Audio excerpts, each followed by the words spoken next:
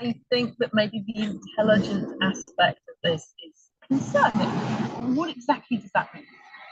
Well, the scientists found that guava worms electric might cause trouble, like mice. So, for example, if one guava hot plate, So how are they communicating with each other? Are they just kind of shoving each other? Is there any talking going on? and actually also show images.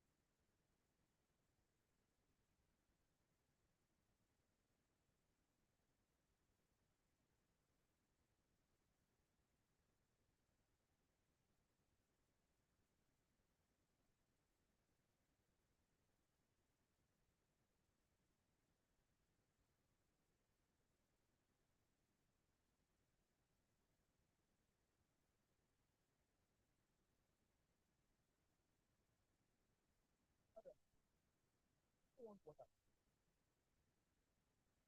They want your water. Your water, not mine. Not mine. If you can't provide this, you want water.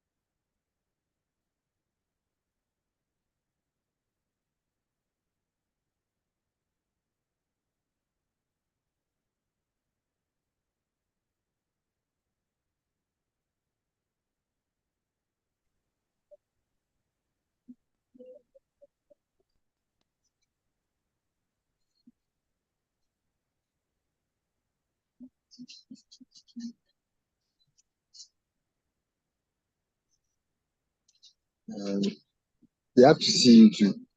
not necessarily, Okay. but I'm not hearing the sound. The sound is not from your own. I don't know whether it's from there.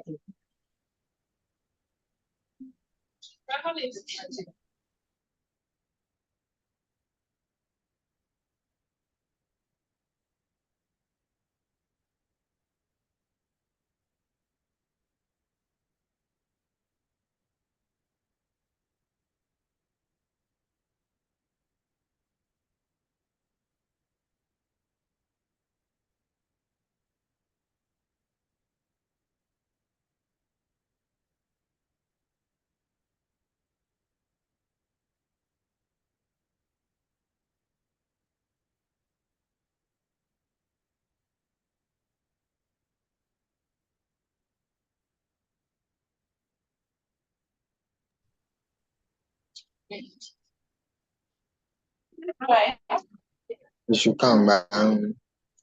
Or it's from there. If I want to send a message, like I can't hear anything, how do I go?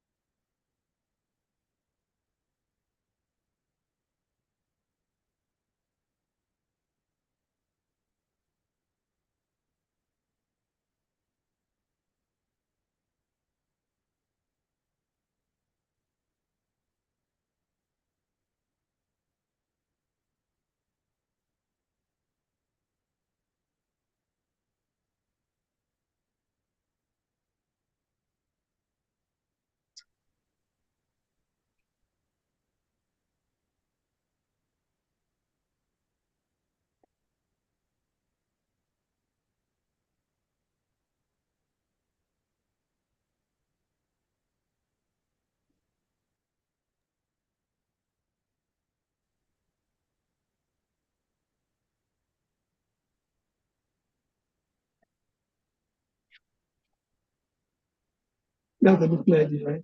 That's the meeting I did. But this one, you're not registered. They just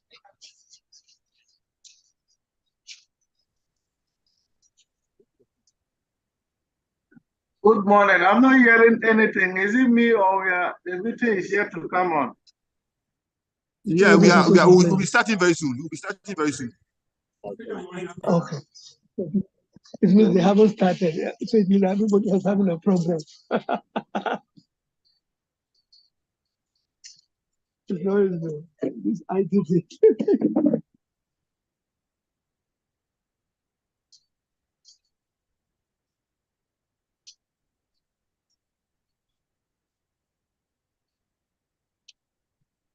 But this should be mute if I'm not ready to speak.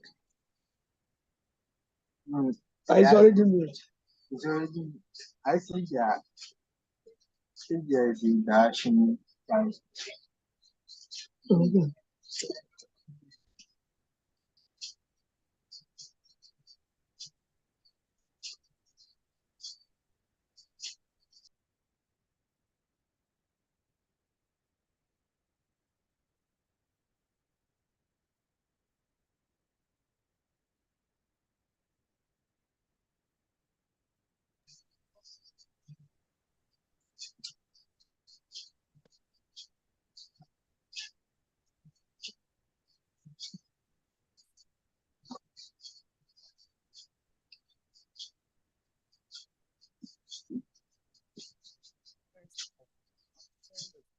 So if you want to use the camera, then you have to allow them.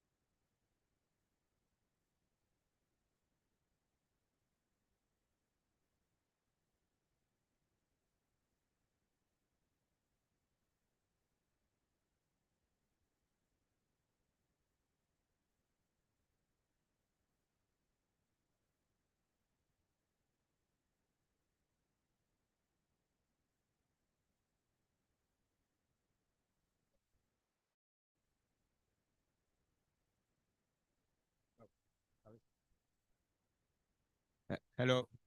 Hello, good morning. Please, my name is Zumega. I work with the Lands Commission. And this morning I will be your host for this short ceremony.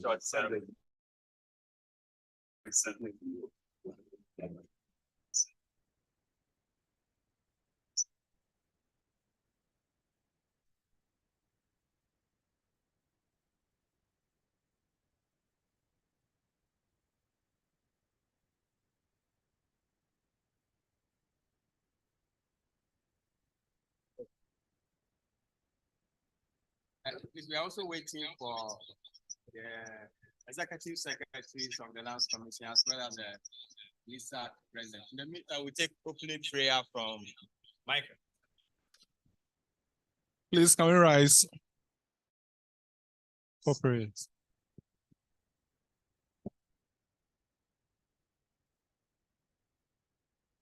So pray in the name of the Father, Son, and the Holy Spirit. Amen. So, Father, Lord, we thank you for the gift of life. We thank you for bringing us from our houses to this place for our meeting today.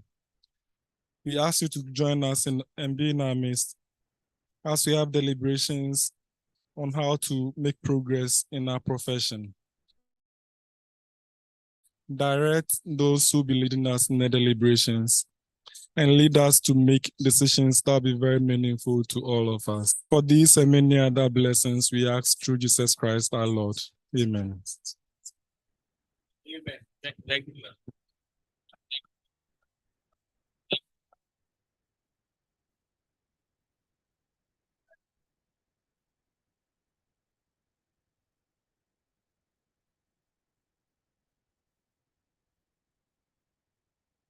Right about now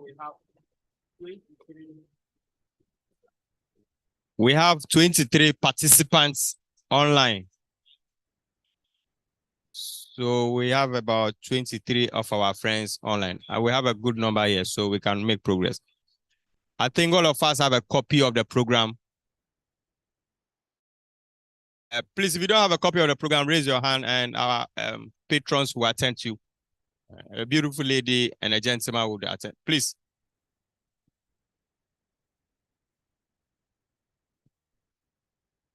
So those who already have the program, we can look on the program. We have registration, welcome address, then a presentation on the overview of the front-end online submission for plan approval, discussions on rollouts and implementation, firm up decisions and resolutions,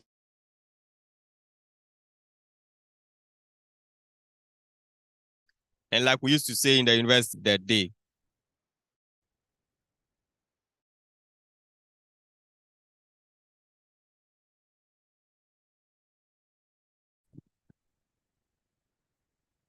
So while we wait for the presence of the LISAC president, may I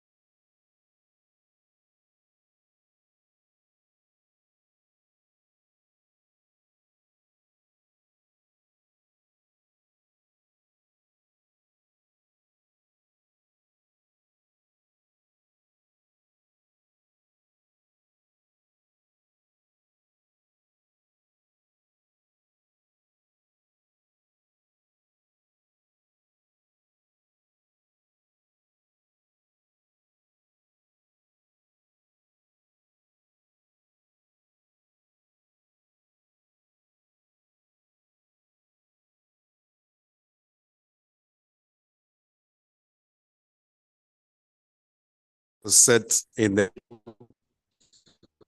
comfort of your office. I expect that every one of you have an office and a very vibrant working office where you can sit and then submit your applications or your jobs online to the Lands Commission.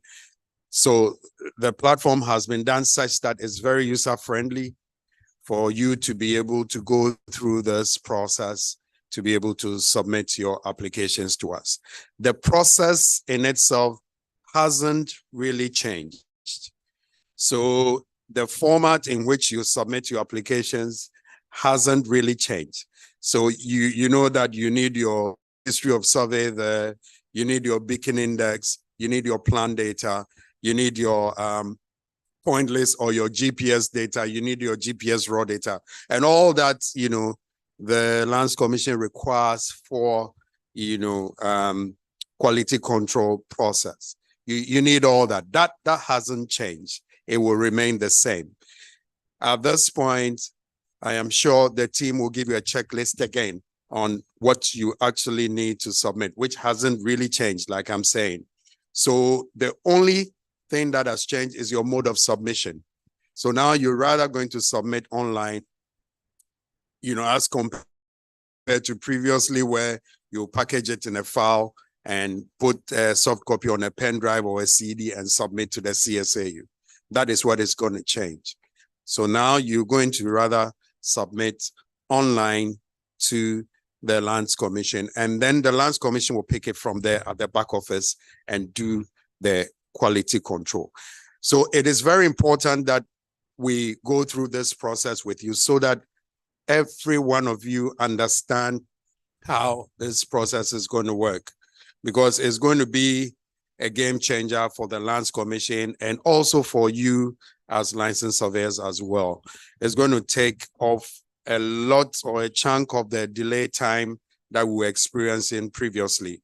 And we hope that with your cooperation, we should be able to, you know, implement this and then also make sure that it's functioning properly. We believe that as we start, we will roll out, you know, the protocols that we have put in place. But I'm sure that as we start, you know, other issues will crop up and other lessons will be learned through the process where we can even enhance the process much more with your feedback, you know. So it is very important that we get feedback from you as you start using the system so that we can, based on your feedback, be able to improve on the system and on the process. So I wouldn't talk much. I believe the team is here, the technical team is here to take you through the process so that all of you will be ready to do your submission through that process. I am sure there'll be a cutoff date where all of you will have to now go through this new process. So you need to really acquaint yourself with the process, because when we set the cutoff date, we're not going to go with the old system anymore. So if you don't upgrade yourself, you may not be able to submit your applications to us anymore because the old system will be curtailed. So let's pay rapt attention and make sure that we are all on the same, so that when we start, we can have a smooth transition into the new process. So thank you very much for coming.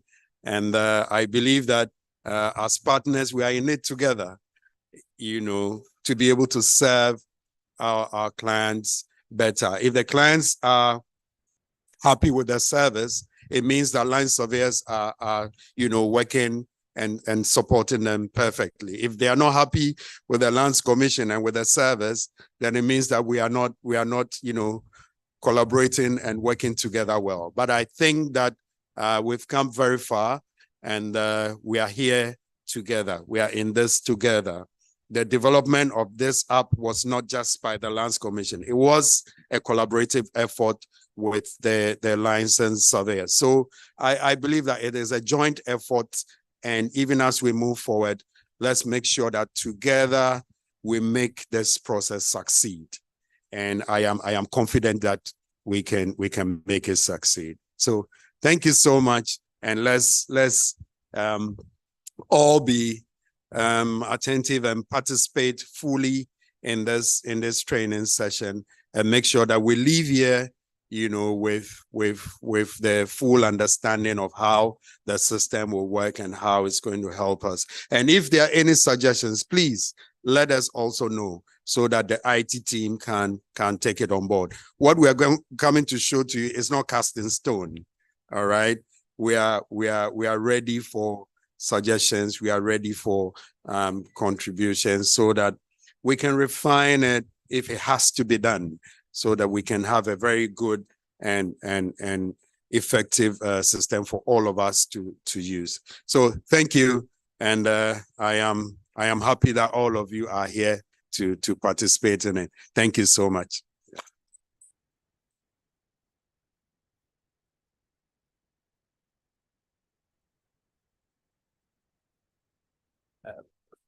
Thank you very much, sir. That was a welcome address by the Deputy Executive Secretary, Corporate Services. And he's asking that this is a collaborative effort. He mentioned a lot of technical terms. He mentioned plant data, rightness index, beacon data, but his focus is on the Lands Commission and the land surveyors becoming a partner, and that the future is information technology. So thank you very much. So we'll continue our program and take the opening remarks from the Director of Survey and Mapping Division, in the person of Mr. Na Abubakar Abdullah. With a hand of applause.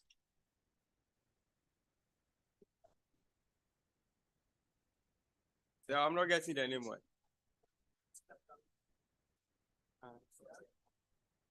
Sorry, sir.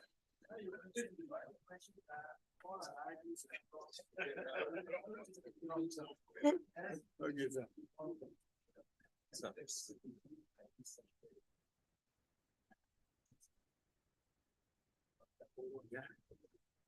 Nice more.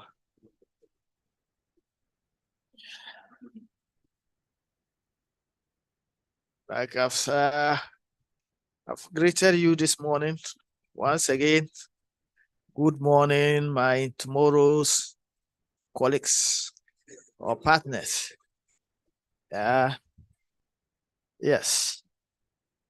I guess Deputy Director in charge of Corporate Division, Executive Secretary, has said a lot that one would have said already. Nonetheless, one still have something to say. What I think he is cautioned somewhat about maybe the overexcitement of an online system.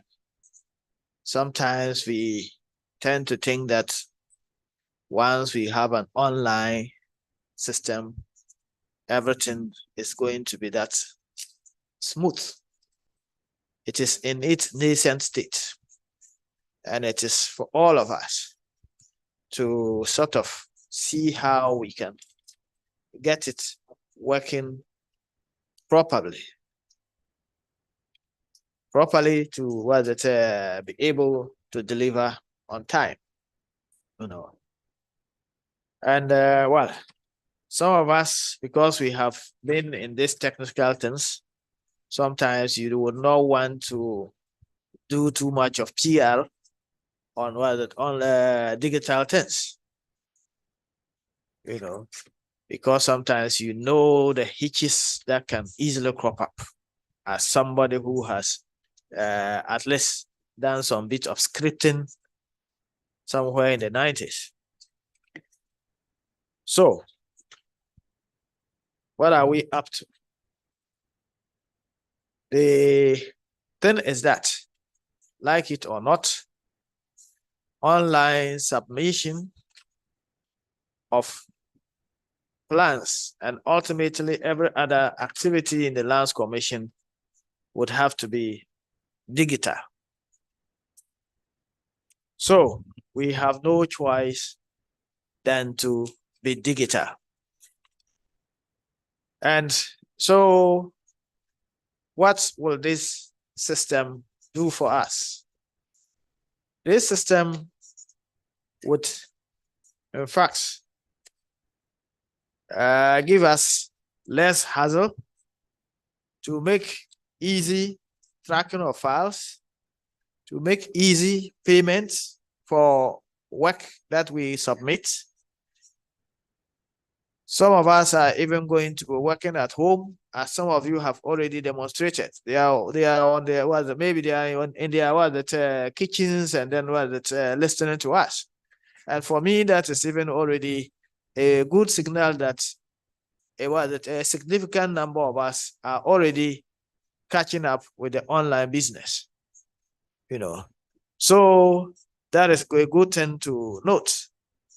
And that means that at the end of the day, we can have timely checking of our files that we submit. Well, while we go online, the thing is, where is that leading us? We are now supposed to be setting up offices. We can no longer operate as chickens to licensed surveyors. That would not, the system would not accommodate such practice. And it's even, I think, this issue of what has come lately up strongly has been the professional surveyors. This is the time and the advantage for you licensed surveyors to engage them. Engage them as your staff to be able to get this thing done. And I think the advantage actually with the so-called professional surveyor is that they are younger and they are smarter at today's technology. So it is going to be very relevant, and it will be to your competitive advantage to some of them on board in your offices. In fact, I would believe that that is supposed to eliminate the kind of the issue of some people are having so much and we have so little. If you are able to engage a lot of these young chaps in your offices and they can, that means that you can equally request. And I think, Saviaka, you can request for 1 million regional numbers. It won't be refused. So engage the young chaps, as it were, but don't insist on their phonetics. And when they come, they will jiggle in your office. Anyway, so what the other aspect of it too is that it means that we are going to be financially accountable, and we should expect that GRA and other people are going to come and ask us to pay per file. So this system of undercutting that is in place, we will have to look at it, because when the tax man comes and you have undercut so much, then it will eat into your revenue. It is something we have to be looking at, So, like I've said, that with the online system is supposed to be one thing that would lead to the equitable distribution of jobs. And it also will give us, as management of Lands Commission and the SMD in particular, to be able to monitor jobs that perhaps would have to be given out by the Director of Survey. And in that light, we should be able to do the needful in giving everybody a fair share of such jobs. That is, if the ones that we will have control over. So I think, well, maybe one thing that I would wonder, I don't know, that is not whether I should be here, but I think I must just say it. My attention has been on this professional or GHIS stamp. And some of us, we double as licensed surveyors and double as GHIS members, and we are the one promoting GHIS stamp. For me,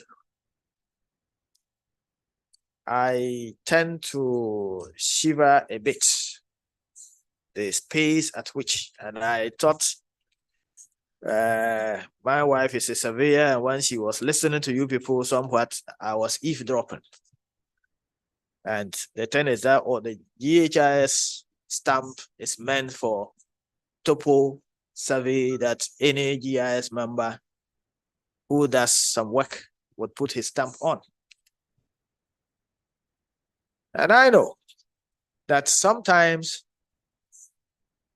it's just a question of somebody within certain institution here and there who would go further to say that, oh, even these side plans and all those things is the professional surveyors does it, and it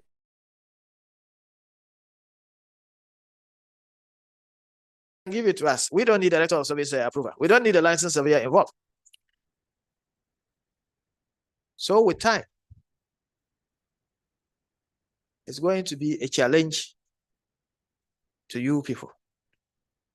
And so my caution is, you want to look at that critically. That being said, I thank you so much.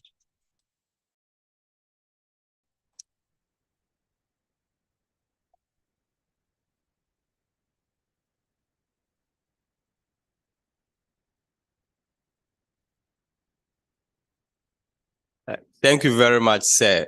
I think that to support what the Deputy Executive Secretary have said, that the future is IT, Director of Survey made his speech from his mobile phone. I think he's confirming that the future is IT. Thank you very much, sir. Thank you. Some few housekeeping rules. Please, I've been informed that the washroom is on my right side. That will be at your left side through this door, through this very door. Right. Please, we have about 27 surveyors online, 27 persons joining us online. We now have the acting Executive Secretary in our mix in the person of Mr. Ben Atta. Please, let's welcome him with a hand of applause. And following understanding protocols, maybe we would want to hear a word or two from him before we continue the program. So, sir, with a hand of applause, we welcome you to the podium.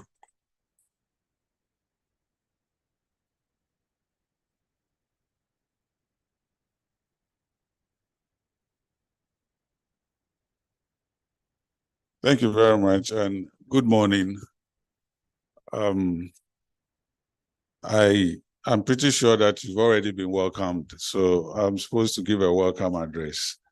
But still, I would want to share a few words in respect of the import of this exercise. And I'm glad to say that where we are has been achieved through the efforts of both the leadership of LISAC and the Lands Commission. So it is a partnership that I believe we should all embrace. I am more interested in the import of this exercise, the import of the activity or whatever it is that we have put in place. It is essentially to make our relation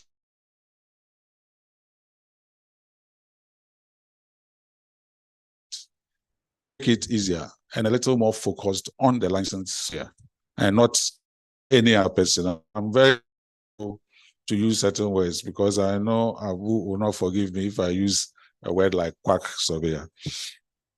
So I didn't intend to use it. So let's strike that out from the records. But the purpose is actually to ensure that you also get value for money. It is your work that we are reviewing and no other person's. That is why we are making this efforts together. It is not just merely trying to go digital, but we're going digital for a purpose. And so our focus should be on the purpose for which we are transitioning from one form of operation to the other. And I just have a few in mind that we are ensuring that what you submit as you yourself have scrutinized it and have submitted it in your name, knowing what you have submitted, and that you are also dealing directly with the Lands Commission and not with any middle person or any other person other than the Lands Commission directly. And again, we are also sure that what we are receiving is actually coming from you and not from any other person, so that the money comes to you and then you can give LISAC their share and the Lands Commission's benefit as well. But most importantly, that we are eliminating the impersonations. We are ensuring that communication between the two of us is swift and that we can reduce the turnaround time for the service delivery. I'm sure you have your frustrations. The Lands Commission also have our frustrations from our interaction. So as you go through this process today, where I'm sure you'll be taking through the end-to-end process, please feel free to share your ideas as to how you think that it can also be further improved or how it will benefit you as business people. It is not going to be logged and logged out or cast in stone. We all constantly will be making improvements. So this is what I want to share with you so that as your deliberations go on, please make the necessary inputs that you think that would improve this, bearing in mind that we really want to secure an environment for which we can interact and be interacting with the right people in mind. On this note, I would welcome you to this session. And I might not be with you for too long, but I'll be here in spirit, and probably I'll come back before the end of the program. Thank you very much for your time.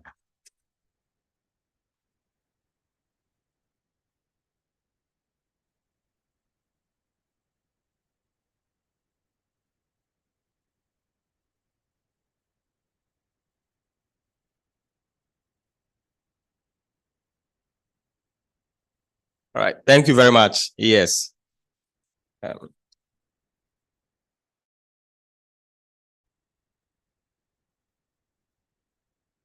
Please, we'll continue with the program. We'll take an address from the president of LISAC in the person of Mr. Samuel Labidako. Please, I hope he's around. All right, please, let's welcome him with a hand of applause. Surveyor Samuel Labidako.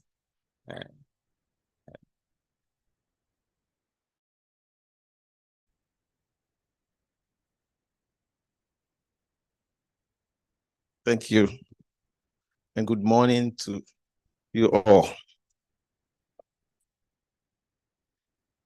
I didn't know I was supposed to give an address, but it's part of the game. So good morning, and thank you all for making it, and those online, morning. Most of the things that I have to say have already been said by the speakers ahead of me. But like the executive secretary said, and the director of service said, this is a collaboration. But the licensed surveyors understand that we are working in partnership with Lands Commission. They give us license to work for them. So it's their work and we are executing for them. That should be at the back of our minds as licensed surveyors. And so whatever methodologies or improvements they bring to bear on our work, we should accept it gracefully to make the work beneficial to the two institutions.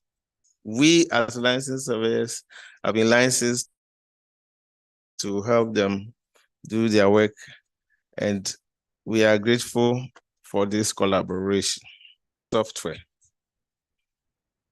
But I want to reiterate what the director of service said about offices. I think I've said it in our AGMs, that we should have offices to look professional, that people don't sign on top of cars or under trees.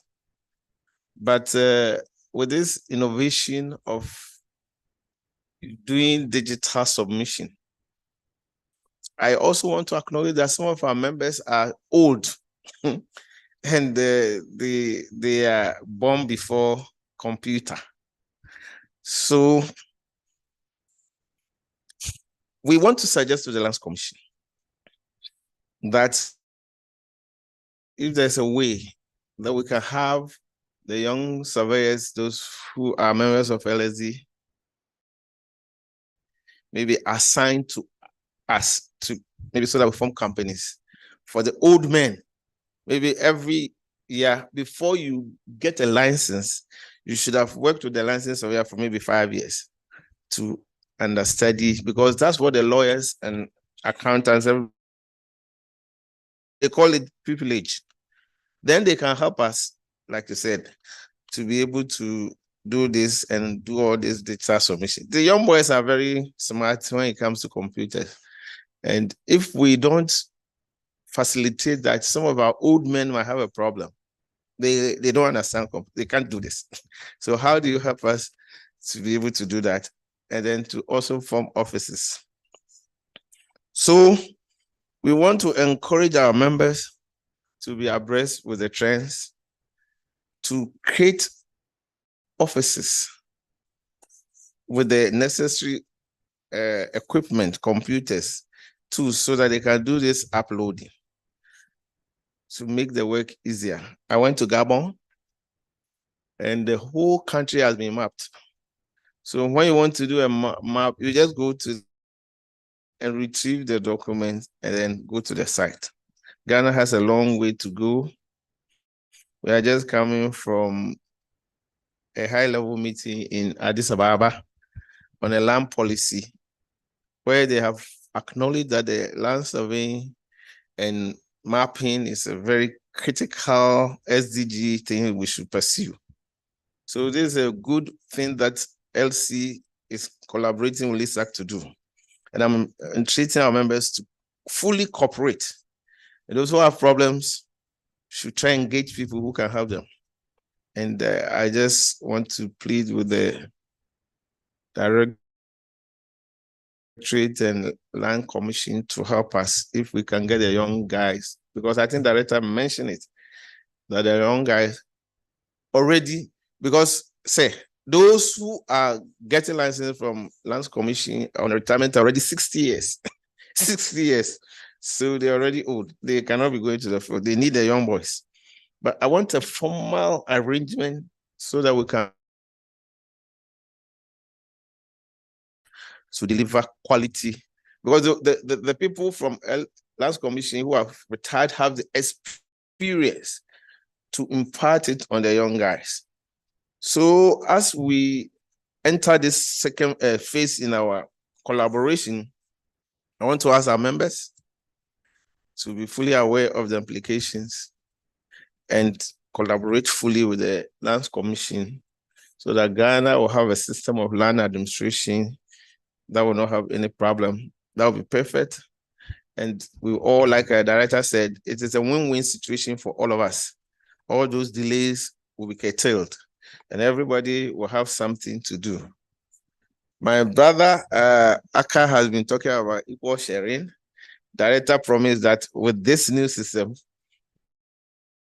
maybe some form of equal sharing will be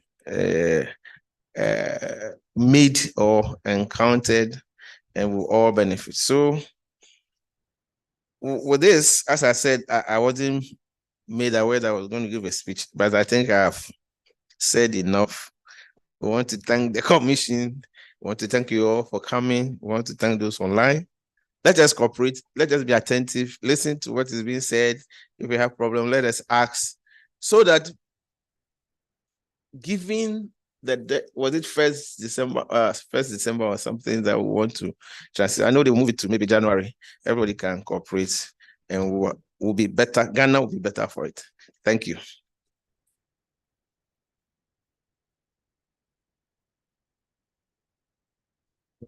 Thank you very much. I think 2 speakers have mentioned Surveyor Aka. Maybe we should all know who Surveyor Aka is so that going forward, please, Surveyor Aka, give us a wave. Okay. It's the issue of a man who is very rich, who have money to invest, but he doesn't have a particular business venture. And a young man doesn't have money, but he has a lot of ideas. So like my bosses have said, once there is collaboration, the rich man can give the young man the money and the young man will give us the ideas and it will come together. So if the retirees who have the license number, who have the energy, I think that eventually efficiency will be achieved. Thank you very much.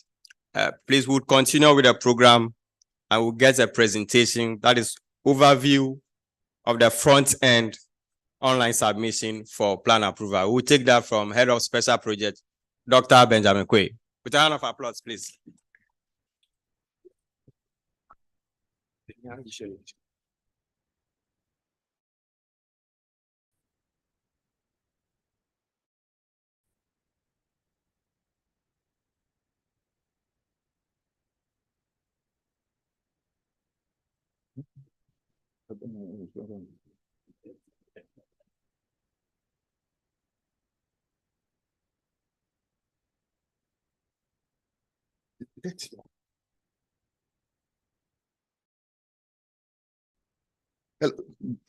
Good morning.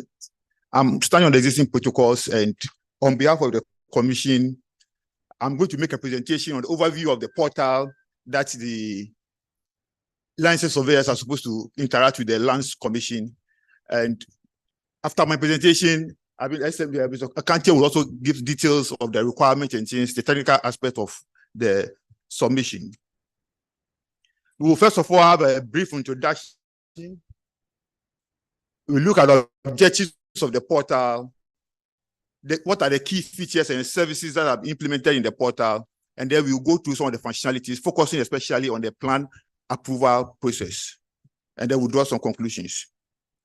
The Commission, as we all know, has a mission which is to provide high quality and reliable and efficient service with regard to geographic information, guaranteed tenure, property valuation, survey and mapping, and this is to be done through teamwork, which involves you and also using technology.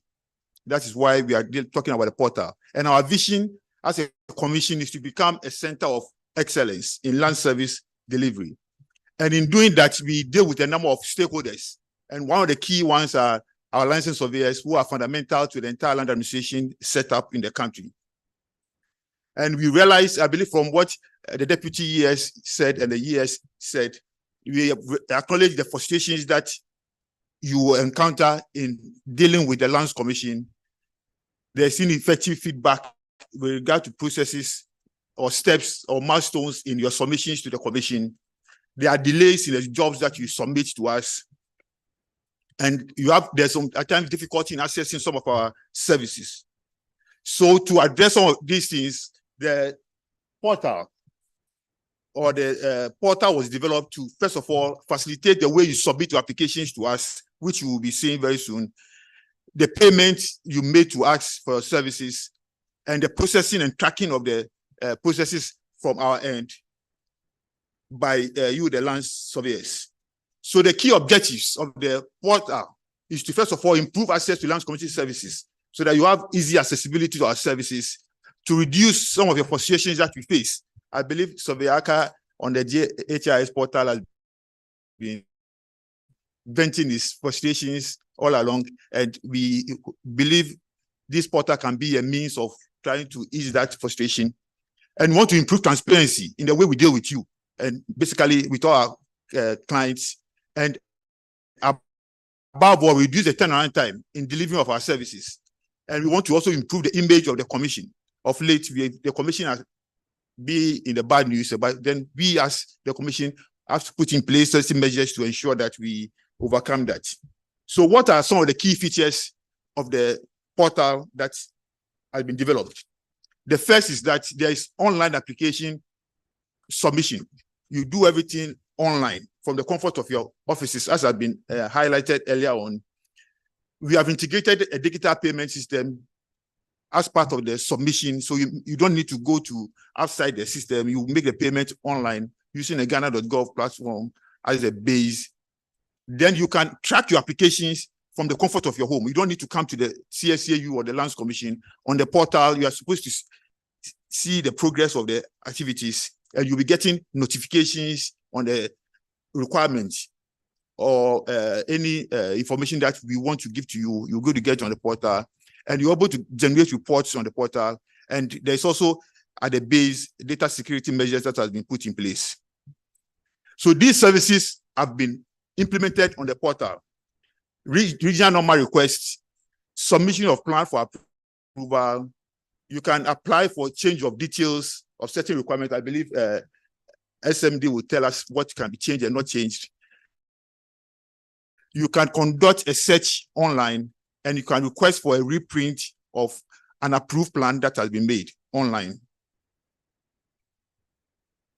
And the portal is for all licensed surveyors. We are aware there are association of licensed surveyors and non-members of association, but this portal is for the entire licensed surveyors in the country. So we have the LISAG members and the non-LISAG members. So we will now move into the functionalities in terms of what features have been put in place and how they work, an overview. The idea is that there will be hands-on training subsequently for you, but this is just to give you an overview of what it has. So the first is that this is the login page that you will get when you log onto the system, and you will use your username. I believe it's supposed to be your license number and then your personal password. When you log in, we have this landing page for the non-LISAG members and LISAG members. I believe LISAG wanted to have opportunity to communicate with their members on certain issues peculiar to the association. So the only difference is that one, you get additional information from LISAG, the association, to its members. But basically, in terms of services and functionality, it is the same.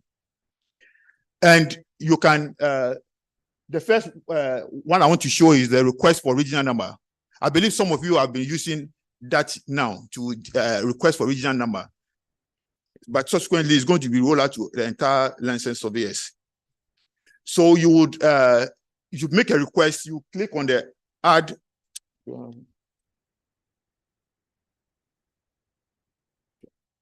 You click on the add new request at the top there. Then you are given an opportunity to get a form to fill in. I think currently, if you go to the CSCA, you will fill a form and you submit it to the teller for him to or her to give you enter into the system. But that form is now available to you on the portal. You enter the name of the applicant or your client that you are going to do the survey for, his or her gender. You indicate the region that you are applying for the regional number and the district, and you make the request. And a bill is provided for you digitally online. Then you make the payment online. And after successful payment, you get the original number for you to go and do the work that you intend to do. So after you've done the work, in some instances under the supervision of the Survey and Mapping Division, you submit the application to the Lands Commission for approval. And that is also, currently what you do is that you need to or the Lands Commission office and submit the file, the hard copy files with the CDs to the teller who receives it, and we control the process. But now that is going to be done online. So that is what I want to take you through. Basically, we're going to have online submission and payment, submission of hard copy plans along the line of the process. Then there'll be notification of approval of the plan, and then there'll be final approval, signing by the rep of the Director of Surveys, and then the barcoding and for collection by the licensed surveyor. So the portal provides an interface where you can add a request for plan approval. You can, because you use the system to generate the original number, you select the original number for which you are submitting the plan for approval. You enter the acreage. So after the survey, you have known the acreage of the land. If it's 0.11, you enter it to the system and you request for the acreage fee, the fee for that particular approval. And the system automatically generates the fee for you and you make the payment. A bill is generated for you, you make the payment, and then you can now have opportunity to upload the attachments. I believe so after my presentation, you'll be given the details of what is required, should be contained in the digital submission. You'll be informed about that. But when you attach in the zip folder, we will successfully submit it to the Lands Commission, and you will get your job number for that particular application. And on your portal, you will see all the documents that or applications that you've made for approval. You see it there. So you can, at any point in time, go there to view the details or make track the status of that particular application. At the same time, after successful submission, Lands Commission also on its the earliest system will receive the application digitally. So that's why the initial of the CSCAU is out, no CSCAU anymore. So digital, you sit in the comfort of your home, you upload the zip file to us, and we receive it digitally at our end. And then we can access the zip file. I believe Mr. Kante will be giving us more details about it. I'll access this zip file and then go along with the processing of the application as is done normally by SMD. Along the line, I believe you'll be informed more details that there will be the requirement to submit the hard copy plans, the 8 copies of the hard you signed to the Lands Commission. And to do that, we have also developed a system where when we bring it to the CSCAU or the Lands Commission office, it will be received by us, and then we will capture the details of the depositor. I believe you'll be sending maybe one of your reps or agents will come over, will get the details and capture the details. So the good thing is that it provides for bulk receipts. So if a particular surveyor, I know 360 degrees, for example, it comes with about 100 or so or more requests. So that can be received at a go and then batched appropriately to the examination section for the necessary checks to be done for approval. So that functionality has been provided in the system. And after submission, as Lands Commission is processing the application, you can track the progress online. So first, if you have the job number, a particular job number, you enter it into the tracking slot there, and it provides you information basically on the job details, the details of the job that you submitted to us for approval. You can also get notifications along the line, there are certain milestones in the process that the application goes through. And at each stage, you'll be getting notifications. And if there's a need for a specific requirement for any of you to come and do any correction or whatever, you will get notification on the portal. So these are certain notifications that has been received on this particular job. If there are any queries specific queries, it will also be shown on the portal for you to respond to it. And the good news is that if there's the need for maybe submit a new plan or a certain requirement, you can do that digitally online. You don't need to come to the to the Lands Commission to do that. And you also have the job milestones. You can determine what stage this application is.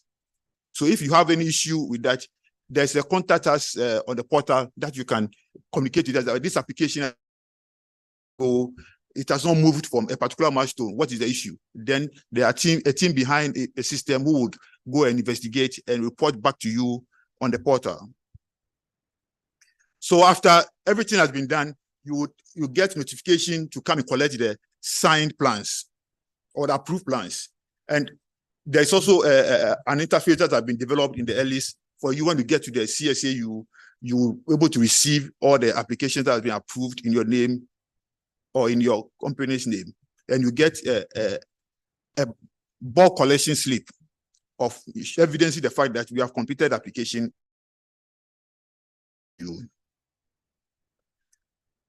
So what I just showed was basically the plan approval, which is the main focus here. But then, as I said, services that have been provided for your convenience, for the convenience of the land surveyors. There was a request that they want to be able to apply for search. Like, I believe you are aware of the online services on the Lands Commission, onlineservices.lc.gov.gh, where individuals can apply digitally for searches. So that particular functionality has been embedded in the Land Surveyors portal, so that you can sit in the comfort of your home with a site plan, request for a search from the Lands Commission. You don't need to come to the Lands Commission to do that. So with that one, you can request for the search by clicking on the add button. Then you fill in the details of the person you are applying the search for, and you request for the necessary bill for that particular search, make payment online, and then you can upload the plan online, and the Lands Commission will receive it and give you the appropriate job number for that particular search, and you would, at the back end, conduct the search and provide you with information online. You can also request for change of details. I believe there are instances where the regional number that you apply for maybe is Benjamin, but subsequently the client wants AMA to be there. So the age should be AMA, so we want to make a change. You can request for that change on the portal. So with that one, this is a procedure. You make a request, you request for a bill for the change of name.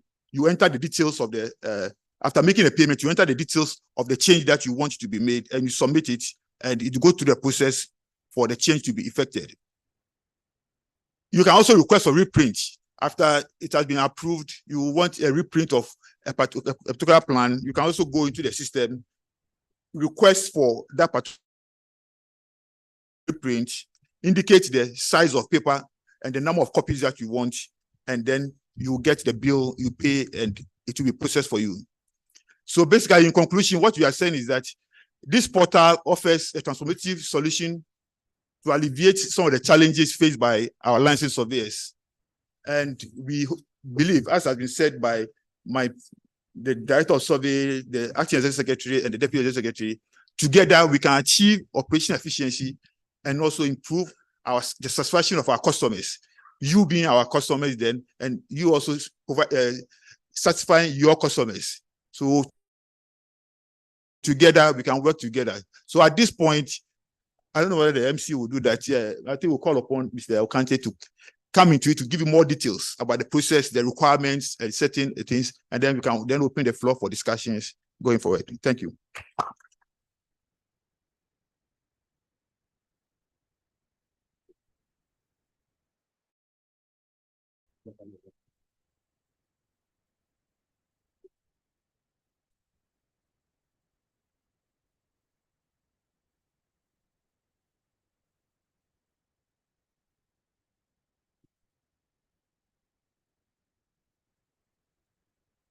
Okay. Good morning, everyone. So I'll now take you through the details of your submission. And I'm sure this is where the interest will be. So if or when you have made the application for the number and you have executed the job and you have made payment online, and the system will give you access to now upload the data. So I will tell you how the data should be, formed, the format, how it should be compiled, and the content will be the system process summary. I'll give you the summary of the system. I'll give you a workflow schema, and then the data to be uploaded digitally, and also the documents as well, which has to be uploaded digitally. How you can compile your data before the upload, and then the piloting, and then the action plan going forward. So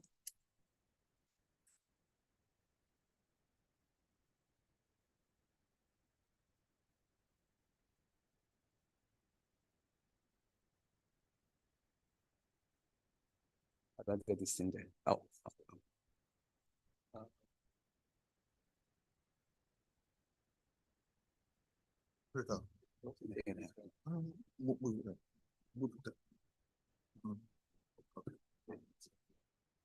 Okay, so as you know already, it hasn't changed. That's that you are uploading digitally. The documents that has to be uploaded is the same as you do now. So you are supposed to upload digitally the certified plan. This is the only addition that has been, made. The examination data with the list of instruments used, and another small addition that has been made. So the instrument that you have used, get the serial numbers of the instrument and include that in your examination data. And then of course, your history of survey, your diagram of survey, your survey computations, which are made up of your plant data, bearing distance, beacon index, area computation, and any other relevant document that the regional surveyor will request you. Remember that this is not only for Accra, but for all the regions as well. And the above document should be scanned into one PDF file. I'll give you more details on that very soon. With page numbers as well.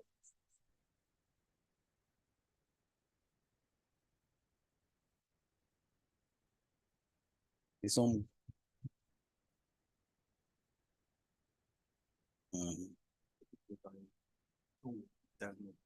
Oh, no. Okay. Okay, please, things to take note of.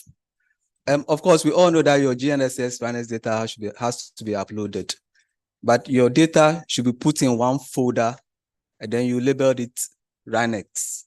So your RINEX data will have to be put in the folder with the label RINEX.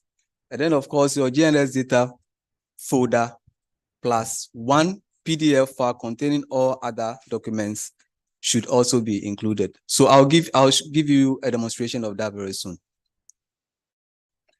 And that this one has to be compiled into one zip folder, and then you label that zip folder with the of that particular job. So this is an example of the zip folder that we are asking for, and I'll open the zip folder for you to see the content of the zip folder. So that is the another folder in the zip folder that contains the RINEX data, and then also a PDF file. I'm opening.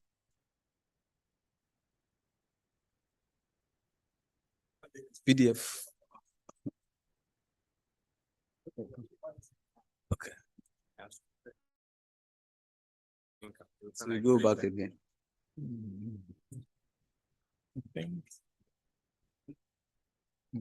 Let's minimize it.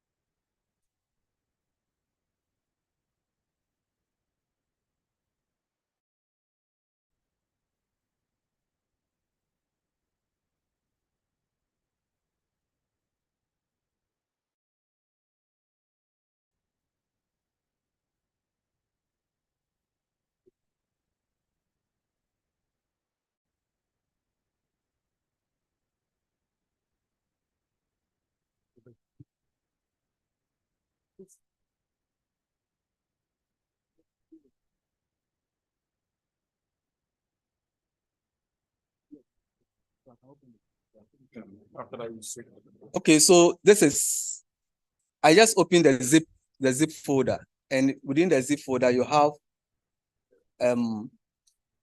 this folder, which contains your RANEX data, and then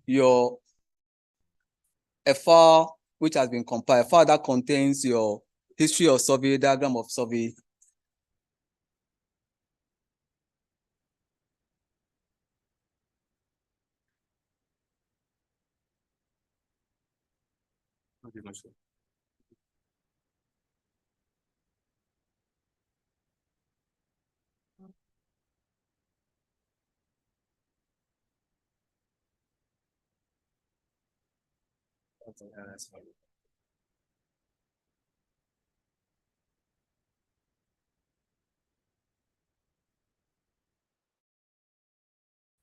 Okay, so your first of all,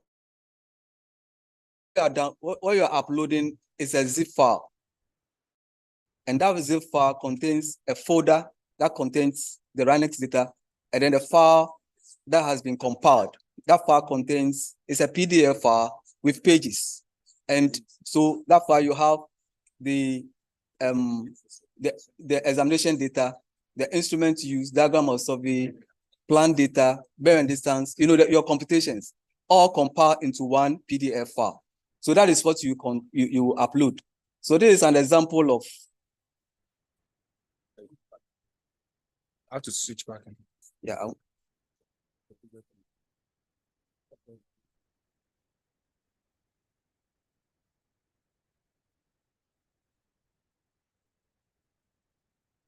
Okay, so on the first page, you have the content, with your content, pages and the items. And then, of course, you have the examination data and then the instruments used. So you can see the type of instruments and then the serial numbers of the instruments as well. The next page, you have the diagram of survey, and then your history of survey. And then, of course, your computations, area computation, your plan data.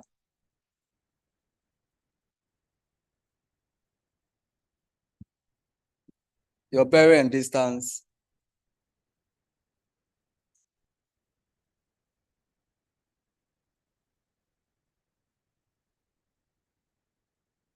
And then, of course, your beacon index. So this is not much different from what we normally do, just that it has been compiled into one PDF file, and that is what you upload.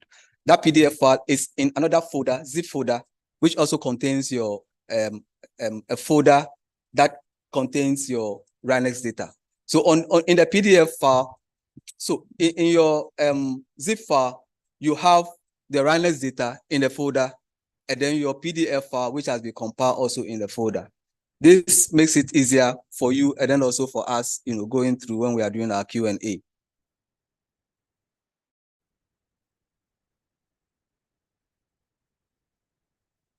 Yeah, go back to the PowerPoint.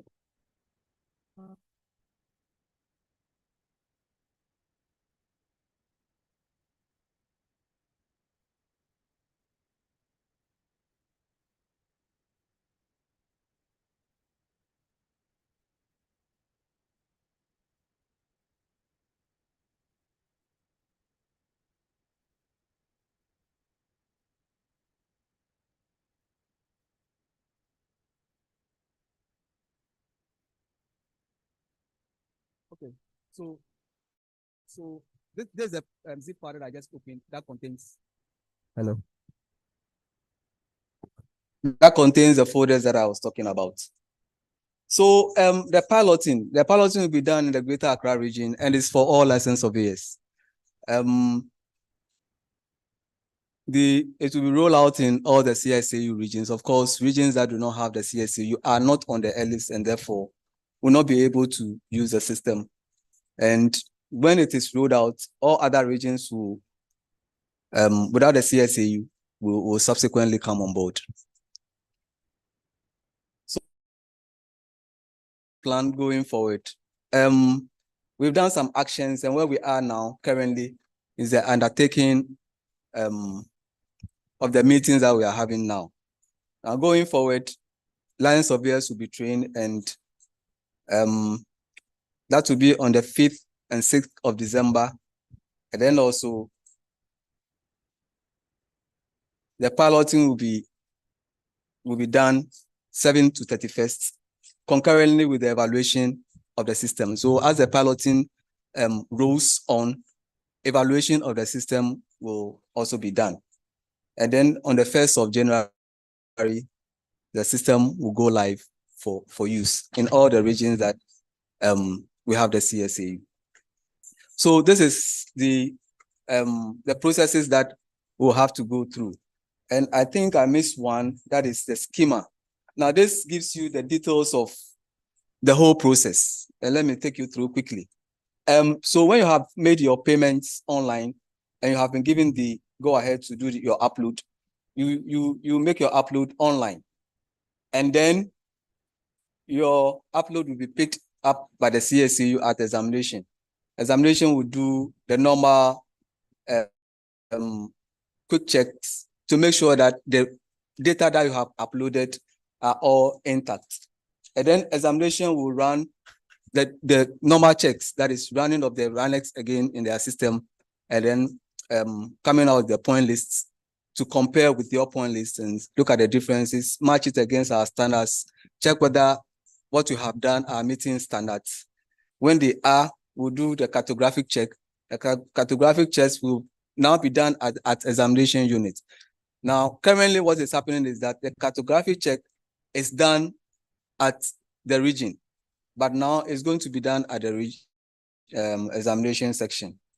Now, if there are queries on examination, a query will go back to the license surveyor for rectification.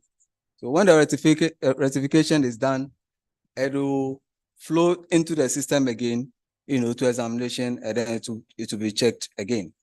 If there are no queries, the data that has been checked will go to the regional office. Regional office will do a cursory check of before approving. If any query is seen,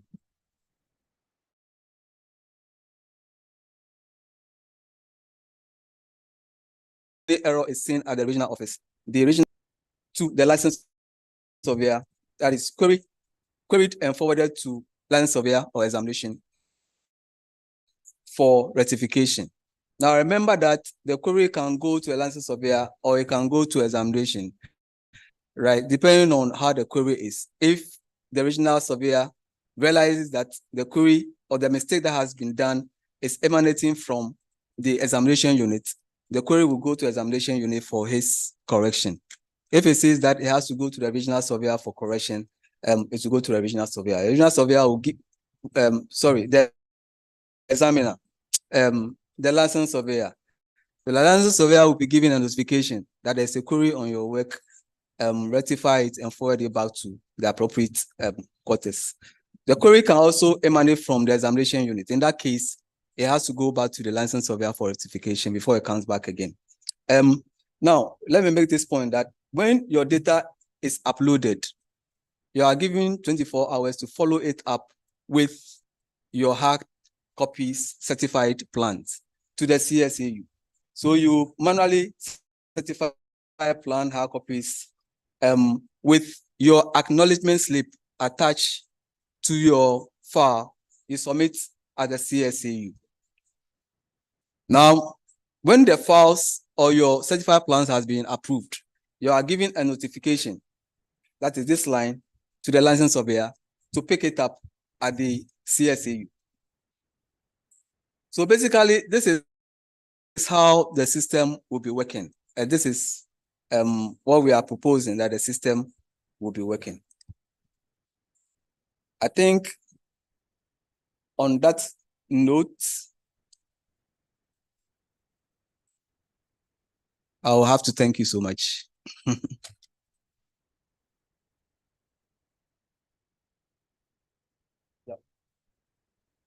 All right, thank you very much, sir. He indicated that the examination unit will be checking the point list and the Rhinos data. So we'd want to see the gentleman who is the chief examiner. We have him in the person of Mr. Robert Hackman. Please, with a hand of applause. And then we also have the former SMD director in our midst, Mr. Edwin Addo. Okay. I take it that all of us here are surveyors. Surveyor Edwin Addo, you are very welcome, sir. You are welcome.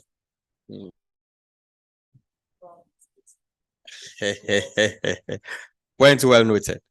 At this point, we would have few housekeeping rules. Please, if you have not yet registered at the front desk, you are kindly advised to do so.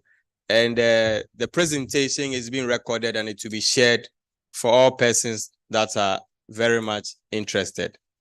At this point, we have about 29 persons online, 29 individuals online, and I'll try and see what are some of the comments they are posting to us.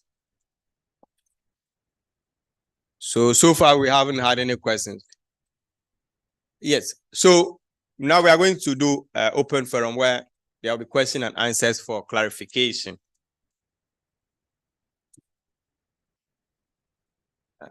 Michael. Or I should say sorry, Michael. Thank you very much. From the presentation, we got to a point, it said there'll be queries coming from the regional surveyor to the examiner to the regional surveyor to the licensed surveyor, forward and back, a lot of that.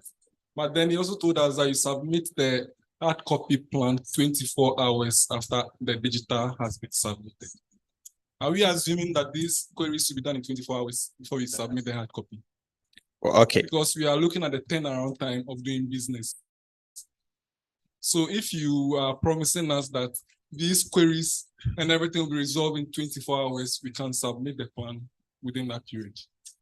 All right. So we'll take 3 questions, then we'll answer it, and we'll take 3 questions and answer it. I will take Lisa present. Thank you. This question goes to Mr.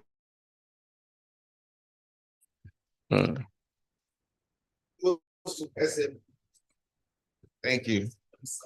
We are supposed to submit a plan. Yes. Now we are being faced with the problem where regional surveyors are giving specifications about how the plan should be. We want the SMD to give us a standard form so that everybody, no regional surveyor will come with his own requirement and specs, so that there will be uniformity for us. Because we are having that challenge and members are complaining. So the certified plan that we are submitting, in giving us the instructions, I know that they are going to give us instructions about what has been presented to every licensed surveyor. They should also give us the format of the plan so that there will be uniformity across board. Thank you. Thank you very much. We'll take the last question from Surveyor Mr. Yes. Sorry. Sorry. We are taking the questions in batches of 3. Please don't be agitated. We have all day for you. Yes. My name is Surveyor Frank Wuntumi. Okay. Recently joined Lisa and recently retired from service. From the presentation, I get the impression that most of the work is now going to be done by the because the field data is supposed to be checked by him. And then it was also mentioned that the site plan, the cartographic checks is also supposed to be done in his outfit. So then when there are queries, why doesn't the query come from that side? Why does the regional surveyor have to come in again? Because if he approves everything, then what is left to be done is for the regional surveyor to append his signature. If he decides to go back to the regional surveyor and at the time of signing it detects something, then it means that the checks at the examination session is incomplete. So please let us streamline that portion very well. And then we talk about plan approval. Plan approval. What sort of plan are we approving? And we should be very careful with this definition because it dovetails into law. Okay? What type of plan are we approving? Immediately the regional surveyor signs it becomes a cadastral plan. But at the time of submitting the plan, what type of plan is it? Yeah, so we are submitting a cadastral. I mean, is there a cadastral plan we are? So it should be clearly stated in the presentation so that we know the type of plan that we are talking about. You see, because when it becomes a matter of law, we can be taken on. Please, let's look at very well, this. sir. Thank you very much. Mr. Okante will take the first. At this point, Mr. Hackman, please, you are too far away from the center of grace. May you kindly come forward? Yes, but you also come forward, Mr. Hackman. Come forward. At this point, I would appreciate it very much if you sit here and receive the firing. Let me stop sharing the screen so that we can see the Mr. Hackman. Go to the schema. Go to the schema. Go to The the schema. presentation. Yes, there's a schema. This is your presentation. Yeah, open that. This one. Yeah.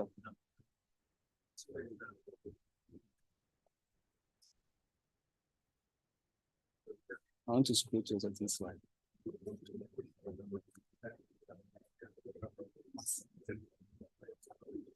Yeah. Yeah. Oh, okay. For the queries, I don't think there are any issues with the queries. Okay. I don't think there are any issues with the queries. Now, when you submit you upload your data, we are saying that it will first of all be picked up at the examination section. At the examination section during their QA/QC, queries can be picked up or errors can be picked up. So if an error is picked up over there, it has to go back to the license surveyor or where the certified plans are coming from. So, or where the data is coming from. And that is what this schema is saying. Queries, yes. And then it goes back to the license surveyor for rectification.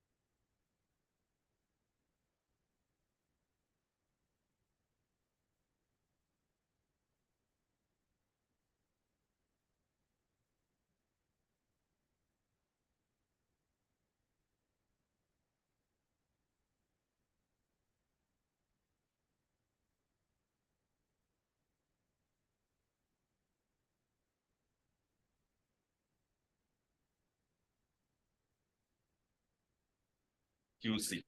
So the first part is that within 24 hours, you submit the plan. So it goes along with the computation. Then they check both before it moves to the examination. To the region for approval. You see, so within 24 hours, when you have submitted the plan, so both the computation file and the plan, the certified plan are all checked. There's no change in anything we're doing from what you have been doing, except that this time you're doing everything digital. And also remember that there's a soft copy of your plan attached to the data that you have uploaded. That's what I'm talking. Yes. Let me account it out. So when we were looking at the processes fast developing, we said that the soft copy that we scan and attach is what you would have signed, certified, so that you do that QAC on that one. Then, so that when everything is okay, then we bring the hard copy.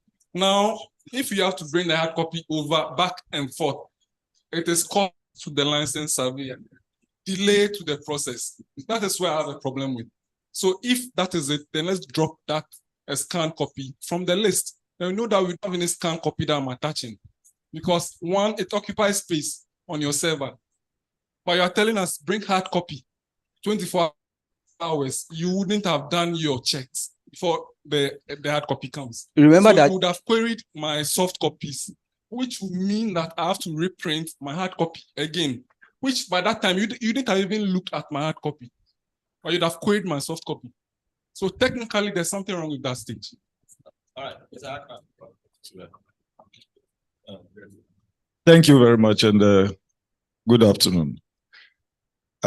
Michael, I believe that all licensed surveyors are up to the point where we all know they are. Queries will come either from the data you have submitted, or queries may come from the site plan you are submitting. It is true that you have a digital copy attached, PDF copy attached, but the challenge is that you might even end up giving us another plan altogether instead of the one that is attached. And you would have gone through that process through CSAU and it would have gotten to us. So when it gets there, what happens? You are still going to query it anyway. So it is not as if you are going to ensure that we do checks within 24 hours, but we want to make sure that the checks are done at the same time. Otherwise, you'll be giving us two jobs. We will do checking on the first data you have submitted, then later you bring site plan, then we do another check to make sure, we go back to the system to make sure that what you have put there is the same thing that you have submitted. So why not bring the two? When we have the two, the checks become complete in one. That's why it's rather going to save us time. In any case, if you have a query on the plan, you don't need to, come for the plan and then return it. You can leave it there because it's queried. If you say the coordinates are wrong, you queried. So you leave it there and then you move on. You bring another one because you have your query in your system for you to read and then come back. Yeah. And you have a notification of the query, so you know exactly what to do on the plan.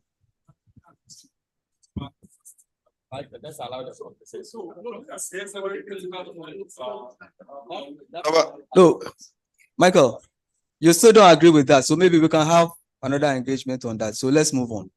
No, but is it not? Excuse me. It's a pilot. We will still be learning. So yes. Let's go with what we are starting. If there is the need to change, we will change. It's not a problem. I guess we had discussions earlier, and then that wasn't what was agreed among us. So yes, it's pilot, but we had discussions, and we agreed that we finished the soft copy, and the hard copy comes when it is all the queries are dealt with. So if it has changed at this point, we should equally let us judge and agree. So that it's not that it's being imposed on us as pilot, so we should just accept it. What if after that it remains? Then it will affect us financially because I have to print 8 copies over and over again. That is financial cost to a licensed surveyor. And you're up to scratch. But there doesn't mean So the level of mistakes should be as minimal as possible. Deputy Director, please. Michael. We are humans and but we are prone to make errors, which you query. So should it happen? That's why they are called errors. So when errors come and they are corrected, we should reprint. We admit that those things will happen. And should they happen, it could even happen from your end that there's an error. It doesn't demean the fact that you are a professional or even the one checking. So we should equally make sure that is give us that liberty. That makes the thing quite flexible. Check the digital as we agreed. Then after that is now we bring the hard copy. That's why the scanned one is there for you to check. And we agree that if it's not that one that is submitted, you then reject the final one. That is then you reduce the cost burden on us. Okay, Michael, well noted. But what we are proposing now there's not much different from what we are proposing now to what is happening now. You understand? So let's maintain it. But there's room for more discussion, so we'll do that. And then on the format of the plan, I think we publish the format of a plan. Yes, 3 or 4. Well, maybe we can publish that again for you to have a look at it. But we did that and many licensed surveyors were complying to that. We will do that. We will publish that again. Yeah, the last questions on examination checks at examination section. Well, we thought that, you see, we realized that every surveyor can do all the checks. Every surveyor can process and also do examination checks as well. So we thought that for the process not to delay, why can't all the checks be done at the same time at examination? So an officer opens the data and then goes through the checks, run the RANEX again, and then open because remember there's a copy of the site plan or certified plan which has been attached. So you open and check cartographic as well. Remember again also that you have to submit your hard copies. So the hard copy certified plans will also be looked at quickly. So all that this will be done at examination. And we thought that it would rather fasten the process other than the plans or the cartographic check being done at the regional section. You also said what sort of plan? The examination section has approved both the cartographic and the what? Okay. Then it comes to the region. Now the regional surveyor says, no, I've seen something wrong with their plan, so I'm querying it. Then it delays. So when it is supposed to query what? At that point, are we giving all the authority to the examiner to do or he continues to do part and the regional surveyor continues to do that? Otherwise, the regional surveyor, the examination examiner and the regional surveyor, the examiner will approve the cartographic and also approve the computations. Certify that everything is correct. He got to the regional surveyor, he says, no, I've detected something with this, so I'm querying it. That is delays the whole process. So but it says know exactly who is querying what. Then we can tackle it from there. So what the system is saying that queries can come from examination and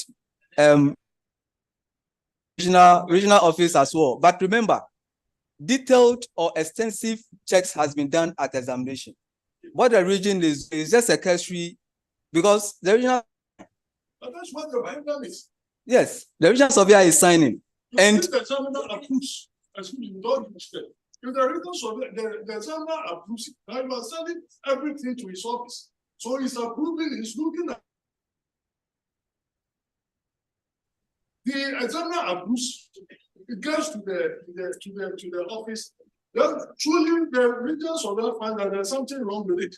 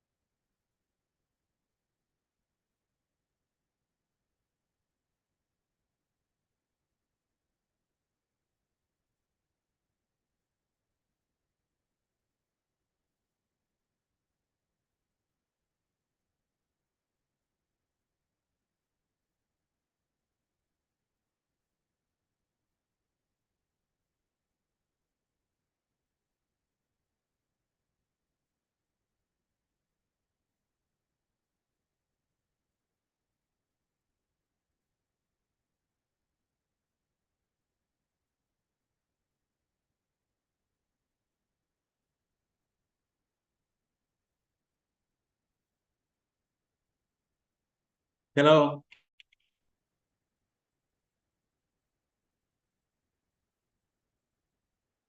Hello, please, can you hear me? Gustav, I can Check hear you. the list of items that has to be uploaded. You realize that there is a one item that is the plan in PDF or DXF. You said certified. You said a scan. You said a scan, so which means I have to print and scan. But here is where I'm saying that it's a PDF format. It's already. That's what I was. Yes. So it doesn't have to be a certified plan. Yes.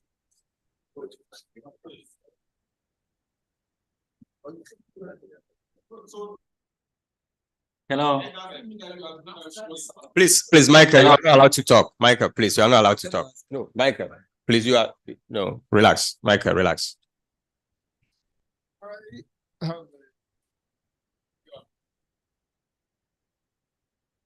I have a question. And it has to do with the course. And then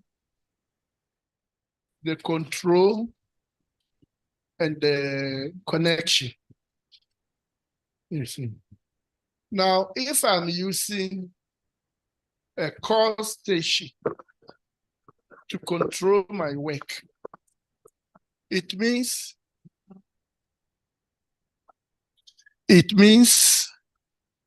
that call station already has been corrected and has been given to me. And for instance, if I'm using 4 receivers, all the 4 receivers get connected to the call station and they are all corrected by the correction of the call station. If I use a control point, then it means it has not been in real time been corrected. And therefore, I need to get another point where whose coordinates are also known to serve as the control. Now, in most cases, when you use the call station, you are asked to provide a control. And I've been in situations, I can give specific examples, where the control that we know have a problem. And it was known at the examination that that control has a specific problem. And I used a different control which is further away. And it didn't have any problem, you see. So with the cost, what are we doing about them? Do we take them and then we still go and look for control to control the cost, or what? Can't we just have a call station with the data generated in real time for me to test my work without reference to any control? Thank you. All right, we'll take 2 more questions in this round and we'll answer it. But before that, Gustav, Yeah, if you can. Good morning, everybody. I share the same concern as being expressed by Michael Nwagbe in respect to plan approval. Like he mentioned, initially, we were thinking that when we upload the PDF soft copy of the plan and it is checked and cleared, then we can now print the 8 copies and submit. So in that regard, it makes it easier for the licensed surveyor not to be going to and fro submitting the hard copy. But I also understand the concerns of the regional or the chief examiner. But I think this issue can be resolved when they start operationalizing or implementing the whole process. The second concern I have is the implementation. I think we say we are going digital.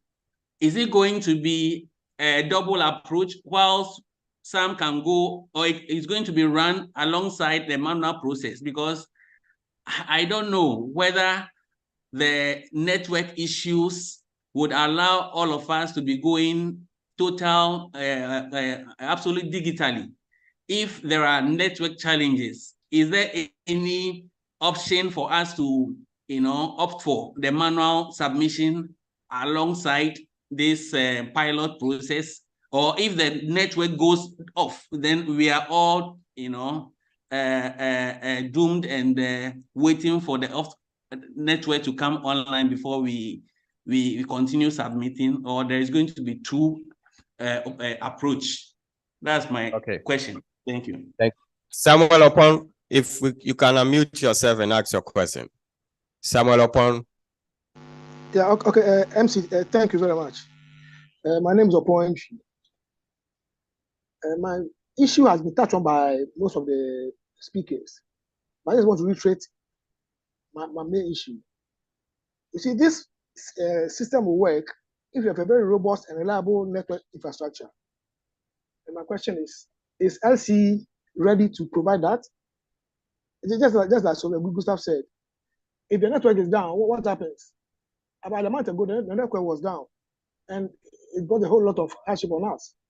So what's the guarantee that we'll have a robust and reliable network infrastructure? That's my first question. And my next one is also been touched on about the standard of plans to be submitted. Like somebody said, because the regions different stats, so let's have a standard plan for all of us to use. Yeah, I think these are my two main issues. Thank you. All right, thank you. So that's 3 questions. We'll take the answer for these 3 questions and continue. But we'll attempt to talk about the network. If you go to bank and the network is down, the network is down. The network is down. I'm not answering your question. I'm just saying something. I'm just saying something. At the bank, it will take 1 week to resolve. On the issue of the network, for Monday, the Lands Commission is moving its services onto the cloud. So what it then means is that corporate like you have direct access to the portal. We don't need to leave our system in what do you call it? You can still have access direct access. So from Monday, we are migrating to the cloud.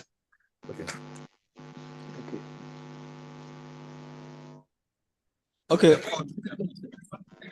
Yeah.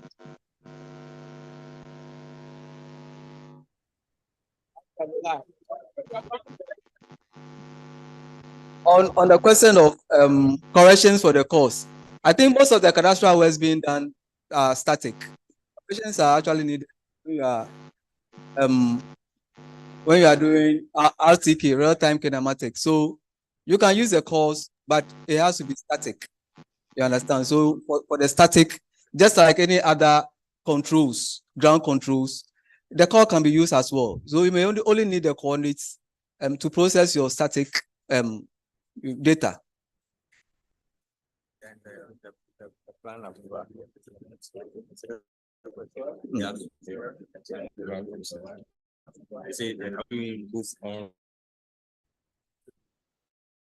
the piloting be online. Piloting will surely be online. So it means that those in the system now will have to be flowing. But as soon as the piloting is done, we are all migrating onto the online, to use the piloting. Talk about the standard of the license. Yes, for the our plans. What is happening now is that each regional office is issuing out its own standards, which we admit is not good enough.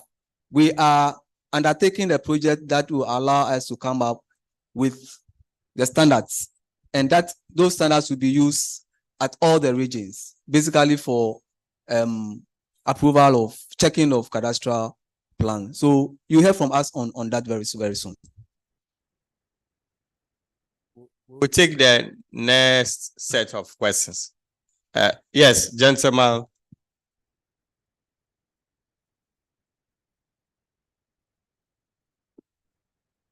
My name is Gosue, and I'm representing one of the licensed surveyors. So you are not a surveyor? No, please. I'm a surveyor, sorry. I'm a surveyor. So Michael, you see, I'm not it's licensed. Yes. Speak, please. Yeah. Surveyor Felix Amwaya Ochiramwa. Very well. Yes. So my concern has to do with the duration of plan approval.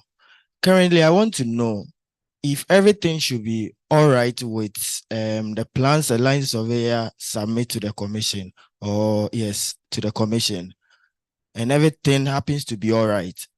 How long should it take for the plan to be approved, for the client to receive? Because that's one of the most important questions most clients ask. Since we are serving them, we are ought to give them an answer to that. Now, when we happen to migrate to the online, how long will it take if everything should be all right? And my second concern has to do with the time of submission of the physical or the hard copy of the certified plan. We're being informed it's supposed to be done within 24 hours. What if it's not being submitted within 24 hours? Does it come with any implications? All right. Please, another question. We'll take the two gentlemen in front, then we'll continue. The next set. Thank you. I want to congratulate the Please, Commission. your name. My name is Joseph Baden. Joseph. Yeah. I'm not a surveyor. I am a surveyor. But you didn't ask. Surveyor Joseph Edu Baden. Yes. Thank you for reminding me of that. Yeah, so first of all, I want to congratulate LC for coming up with this latest online submission, which is good for all of us. But there are a few concerns. First of all, while I say it is good, I know until we start implementing it, we will not know the shortcomings of this new system. So I'll suggest that we go through the training, and then we will say, they say the sweetness of the food is in the eating. Then we will get to know how sweet it is. So I will wait for that time. Then the second concern is about the survey standards. I think some of my colleagues, Mr. Pointry, has mentioned it already. Apart from all that requirement we have to meet in the submission of our work, the work itself, the survey work itself, and the standards, I want to suggest that SC will address this issue for us, because I know cartographically there are standards. Our plans has to meet certain standards. If standards have changed, you have to let us know. Because after leaving the LC, I have encountered certain new standards, which I have never known before. And so we need to. You want me to mention it? The region. Per region. Yeah, per region. And that, I'm happy that Director of Survey is here. Where do we address those issues? Because the standards. If the regional surveyor says, no, you have to do this, and I feel that this is new to me, it doesn't sit well with me with the standards. Where do I address it? I know, well, I want it to be said here clear, because I'm talking of the entire country as a whole. Then Mr. Surveyor Amado-san has also raised an issue, which also borders somehow on the survey work itself and some element of standards. So I am saying here and now, please tell us if we are doing our work and we encounter certain challenges, is it the regional survey office that we have to go and address, or the director of service office that has to go, that we have to go and sort out issues with concerning the work we are doing. And then I'm saying that if there are standards, for example, cartographic standards, publish it and let us know. So that will remind all of us. For large plans, it should take this standard. For plans that fall within this category, these are the standards, so that we all go by it. I don't submit, and then later on they tell me that please come, go and insert this, go and put this, which I have never known before. I want to plead with LC to address that for us. Thank you very much. Thank you very much. Please, we'll take the last question for this set. Thank you. My name is Xavier Isaac Blobo. My first question is regarding the call stations. I think we have call stations. To me, I see that to be a blessing in a sense that there are times you want to do a work and then the nearest control you think you know or you want to use, you get there and then there are machines on it. And so the introduction of the call stations, I see that to be a solution to that. But there are times that you work and then you are asked that the call station is so far from your site. Is there a way that we can check on that? Probably to what extent can we use the call station? Maybe 25 kilometers, 30 kilometers, 100 kilometers, and so on and so forth. And then the next one will be probably an aspect in the software. You know, we have political demarcations that sometimes you go to an area to work, administrative boundaries, and then administrative, right? So you work in an area that you are not too sure as to whether it falls within this particular district or not. Is there a way that maybe in the software, if you are applying for a regional number and then maybe you have the name, the locality, if you put in the locality, then it can give you the district under which that falls, instead of you calling friends to know whether it is within this particular district or not? Thank you. All right, thank you. Gustav, please, is it that you have a new question? Please bring down your hand. And Joseph also, Ewa. Please, if you can hear me.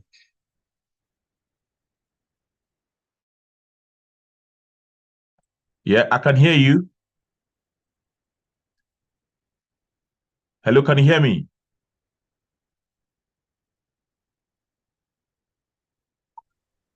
Sir, we cannot hear you. Can you hear me? Yeah, go ahead. Can you hear me clearly? Yes, go ahead, please. Okay, thank you for the opportunity. With the standards, our Deputy Executive Secretary, Corporate Services, have written a paper on the standards in Ghana. And I entreat each and every licensed surveyor to find that paper and read that. It talks about technical instructions that we have currently. And that, I believe, Xavier Erikokante's department should pick that paper up and give us a revised technical guidelines so in connection with this new reforms as we are moving digitally, so that will be a blueprint for us to follow as licensed surveyors. So this my add-on. All right, thank you very much. Please, this for the set of questions. We'll continue. Please, we also like to acknowledge the presence of the CSAU manager, the person of Mr. Christopher Anibrika. Please, he's been dealing a lot with system breakdown. You are welcome, sir. Okay, Mr. Okante, let's take the question. First question is duration of for plan approval. Yes, sir. Mike. Yeah. I just want to react to some of the questions as to where to direct what. You know, I get a little bit disappointed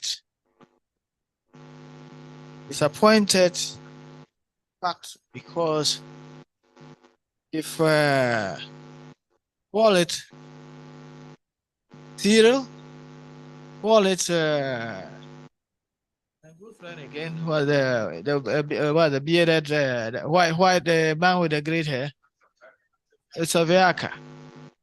If they would ask a question as to where to address, was it technical issues, then I can understand. But for people who indigenously come from the survey division, and now you are at the other side, and then you tend not to know where to address, your problems. I get baffled. You see, I cannot help but maybe then congratulate Surveyor Aka. At least he will write to me openly, even though he makes certain extraneous, issues here and there. But I don't expect people my own colleagues from Survey and Mapping Division now not knowing where to address their technical issues. And I have had this instance of having to tell Surveyor Abandasam. In fact, I was a bit furious when he called me through the LISAC president, and the threat was he is going to report the regional surveyor to the regional lands officer. And I was saying, you see, this is how we bring ourselves down. This is how we lower ourselves. Because director of survey is there. And that is where you come from.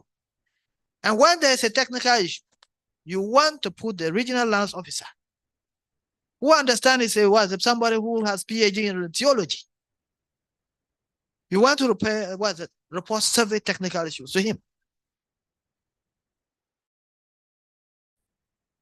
The national chairman have for a number of times been complaining that one of us, and he says was one of the licensed surveyors who passed through Survey and Mapping Division, who came to notice an error in the plan. That person will not report it to the director of survey. You go and take that and rather complain to a lawyer because he's national chairman and he's running around. He talks at a forum, he's talking and looking at my face directly as if I was the one who did the work.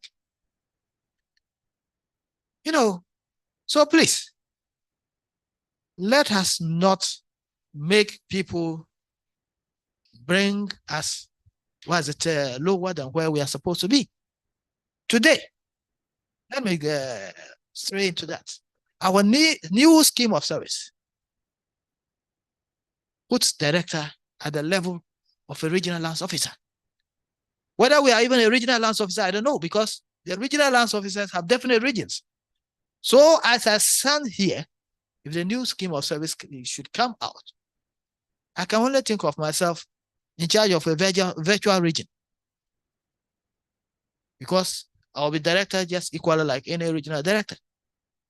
And because indeed we will not address some of these things as a collective body, knowing that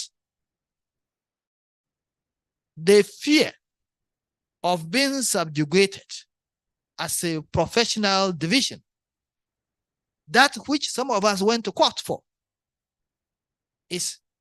was it implemented in a very skewed, in a subtle way. And some of us are endorsing it. Please, let's not look at the person sitting on that seat.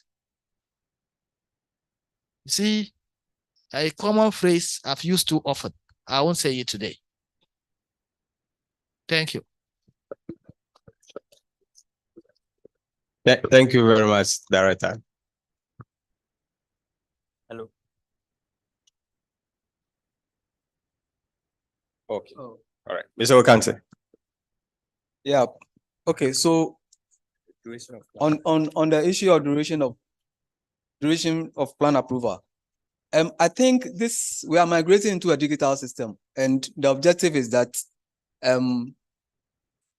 duration time will reduce. But of course, we are not starting the process, and that is where the evaluation of the piloting will come in. So let's, like has been said before, let's roll out the piloting and let's evaluate the system, how it will go, and then we can come out with exact, or approximate duration for plan approval. Say the 24 hours if the hard copy is not submitted. Yeah, so if 24 hours, if your plan approval, certified plans have not, reached, you have not uploaded, or it has not reached the CSAU. But it doesn't mean that your plan will still not be going through the checks. Your plan will be going through the checks until the 24-hour has elapsed. And if after the 24 hours you have not submitted your plans, we will give you a notification that you have to. If the notification is given and you have still not submitted your plans, we will shelve the plans until you submit your certified plans.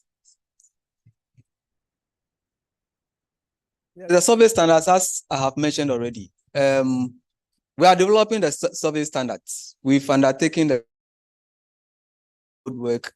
We've considered the distances, from sites to the base stations. And very soon we'll come out with our report, and we'll deliberate on the report, and then we'll publish it for the use of all of us.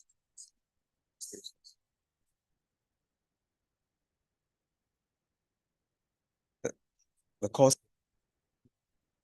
stations, I think we've answered that question already. If you are running or you are doing your RTK, then you will need your corrections. But most of the works being done are static, right? And for that matter, you will not actually need the corrections. Is that the question?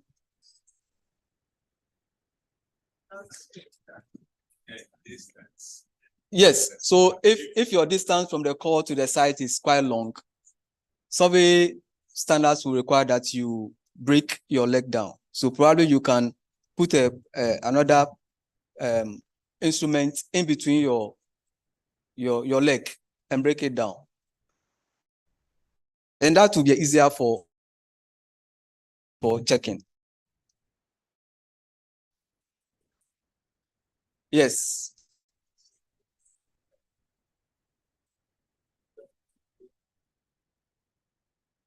All right, please. Yes, please. We'll take the next set of questions. But we have, please, I'll come to you. We have one question online. Be standing by him. I'll come to you. Don't give me the mic, yes. So Frank Anya, he's asking, will the notification of queries be sent only on the portal or also as a test to the LS?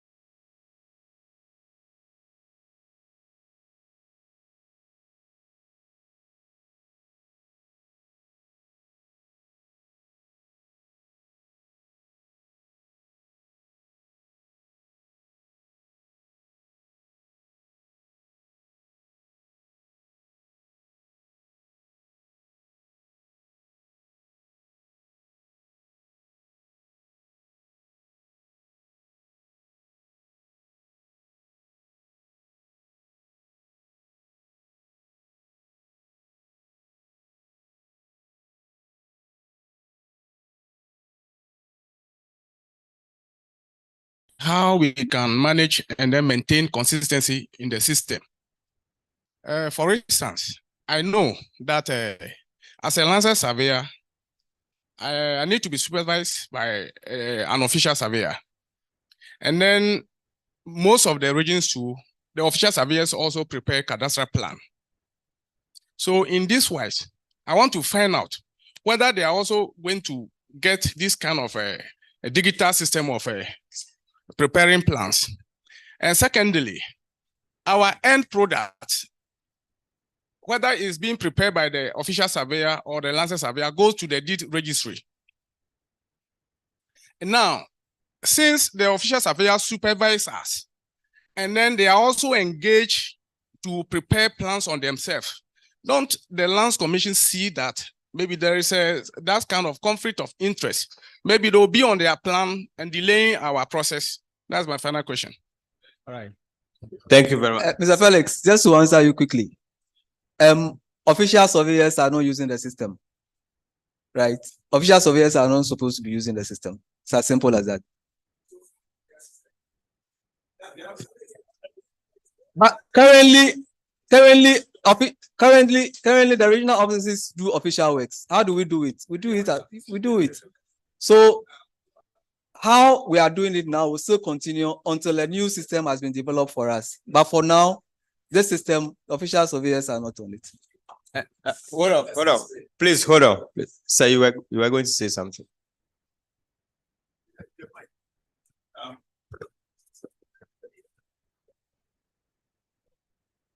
Mr. Felix.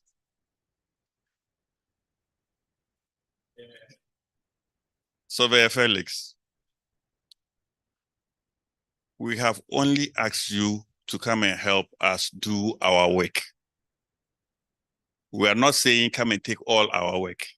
So even before you started to work, we were already working. So we have the way we do our things, and yours is a complementary part of what we do. So we have designed a system for you to be able to submit your things for us to check. You understand? So we're not being supervised. All of us are not being supervised by somebody. We are supervising your work. Do you get it? We are supervising your work. So there's no competition between us. Okay? There's no competition between us. And there's nothing like conflict of interest between what you do and what we do and what you do. Whatever we're doing, you are only complementing what we are doing. So how we submit our work and go through our quality control of what we are officially doing will still stay as it is. I hope this answers your question.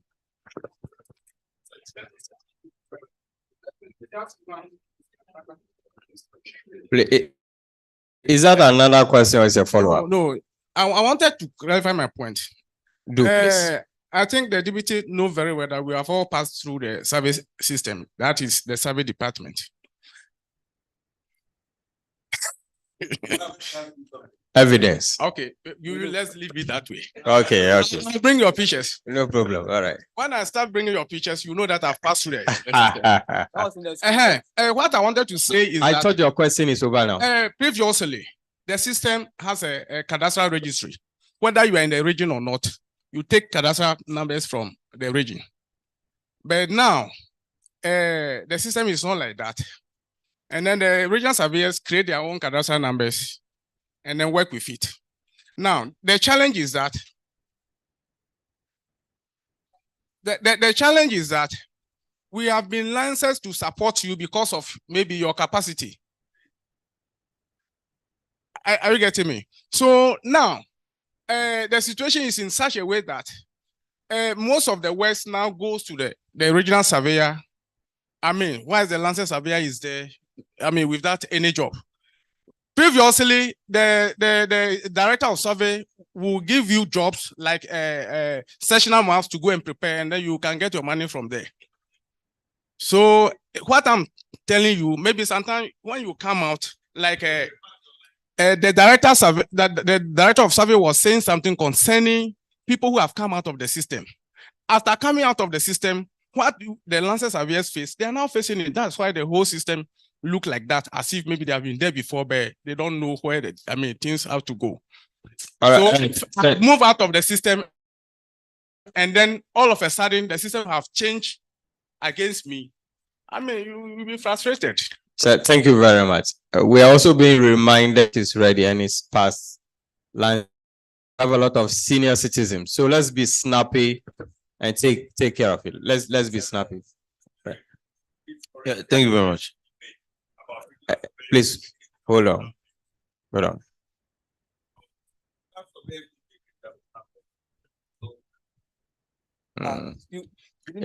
Yes, but it's an issue of no curfew. It's an issue of no curfew. Senior, please. Can I go ahead? Felix, we are not competing with you. Official surveyors are not competing with you. If regional surveyors, if you think licensed surveyors are generating their own numbers, so regional offices are generating their own numbers, you have a concern. Please channel your concern to the head office and let's look into it. Okay. Yes.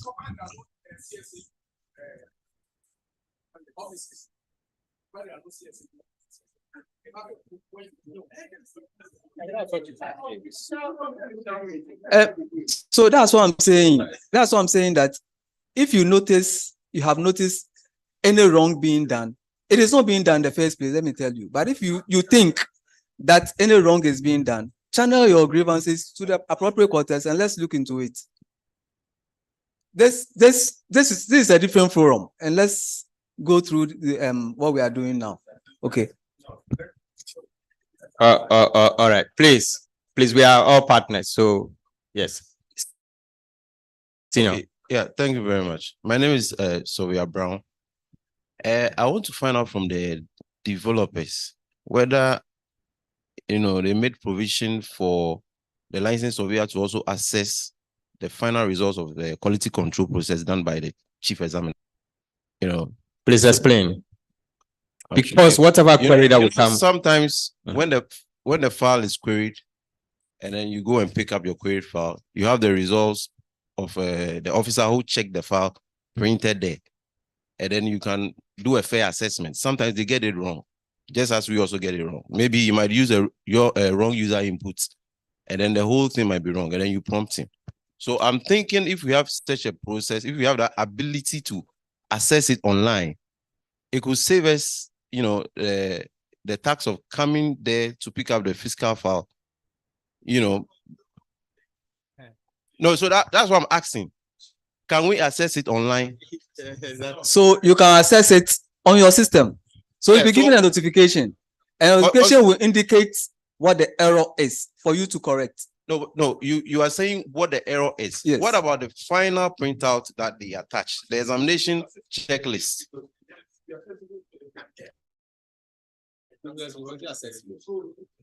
Basically, it is accessible when you have the file. But I'm saying that if we are all uploading, why don't they also upload their final results so that in case maybe the officer makes a mistake, I could quickly pick it up? Oh, so for instance, your runners data has been reprocessed, yes, and the point list compared to your point list. So you might want to see our point list. Exactly. Just in case in processing, maybe he didn't put in the right user input, which sometimes happens.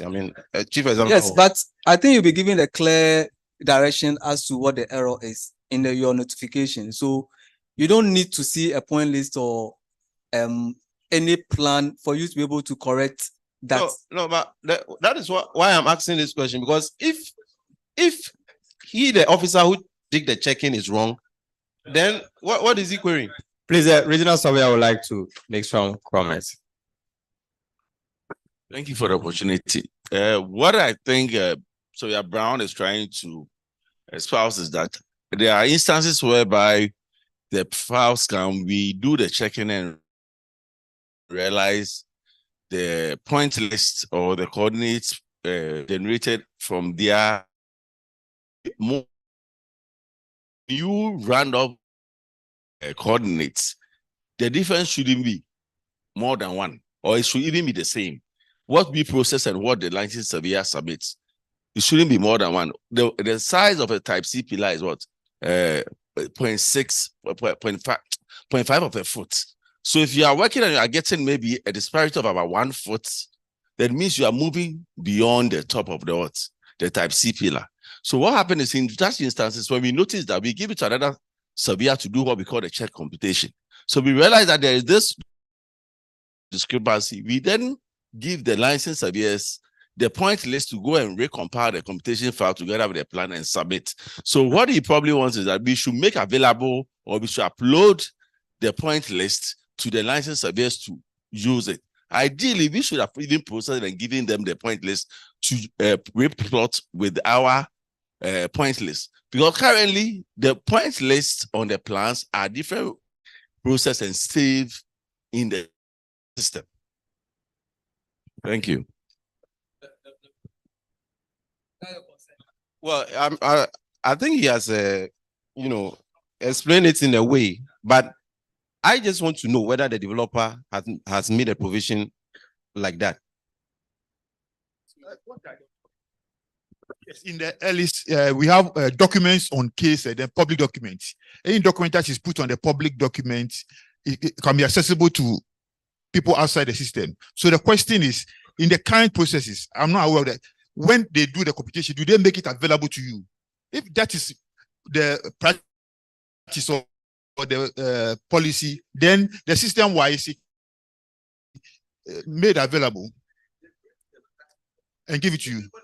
So if that is so, then there's a way that the examiners will then, when they do the checking, they can upload it to the public document, and then we will allow the developers at your end to also see that particular document. Yeah. So it's a question of more of administrative than technical.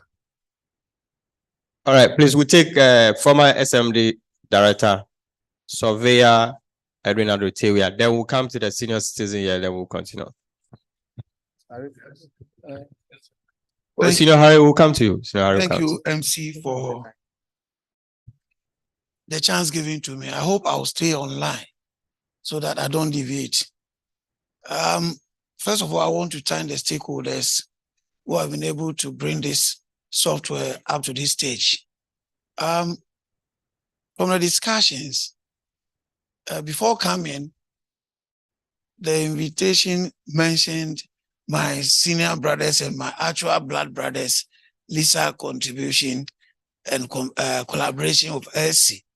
But from the questions coming, I see that both sides, everybody is saying, explain, and it's coming from the Lands Commission SMD, trying to explain.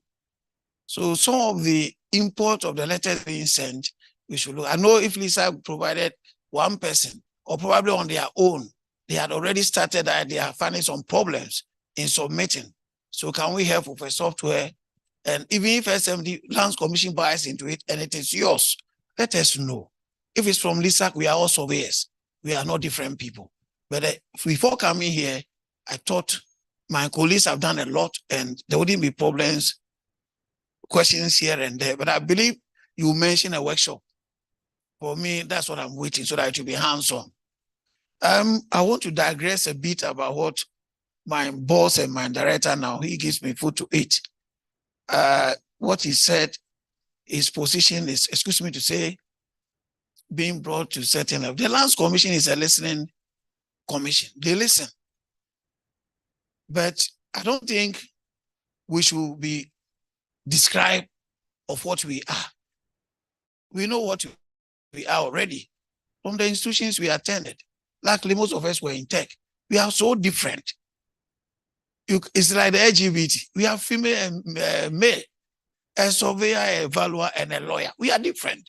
But then if you don't come out, I mean, those of my brothers who are here now, who are in SMD now, if you are going to be redefined and you sit down, they will redefine you. They will change the rules and something. We are doing this. You also have to, if you think that it has been done wrongly or you didn't know before you even came to certain stage, let your brothers know. I'm saying our valuers and lawyers, they love us. they want to listen to us. But if we want to sit down, they will say we are not male, we are not female, we are this. But it cannot be changed. I want to assure the FCMD directly that we are at home, but you are fathers now. We are behind you. The one thing when I'm talking, I'm afraid, but at times I can't hold on. You can close your offices for 1 week, and the minister will come to you and tell you, listen to you, and change. If your name is Geomatic and they say call yourself an administrator, refuse. Don't allow yourself for the thing to come out already, and then you want to change it, it will not be changed. I don't think this is a forum for me to say it, but I don't know when I can get another forum. If another thing is coming and you wait, they'll bring it to you. Whoever is designing it, as we all suffered through it. When we wanted to say we are geomatic engineers, they said no. The consultant came, somebody, we talked to him that go to our history. That's how we are called. It doesn't mean we don't want collaboration. We want our united front, but our uniqueness must be respected, both valuers, lawyers, and surveyors. I rest my case. Thank you. Thank you very much. Thank you very much.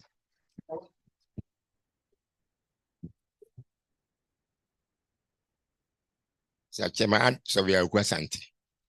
Before I say what I have on paper, Surveyor Achirimo was saying something. I just want to clarify something from him. When we were the survey department, that department was a separate department. When any survey wants to be done by an individual, the individual will write to the land department. And land department will direct the letter to the survey department. And the director of service will appoint a surveyor. He would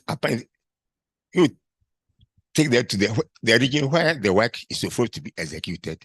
If it is central region, Greater Accra region, he will write the letter to the regional surveyor there.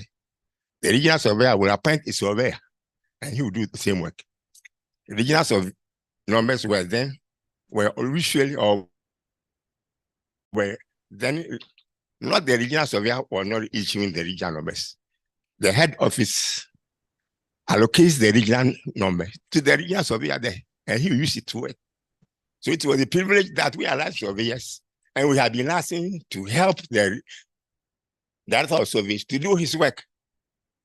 So if you issue regional numbers, and fortunately by your position, you have got one or two, why don't you accept it and you want to argue with him? Please, my brother, leave it there.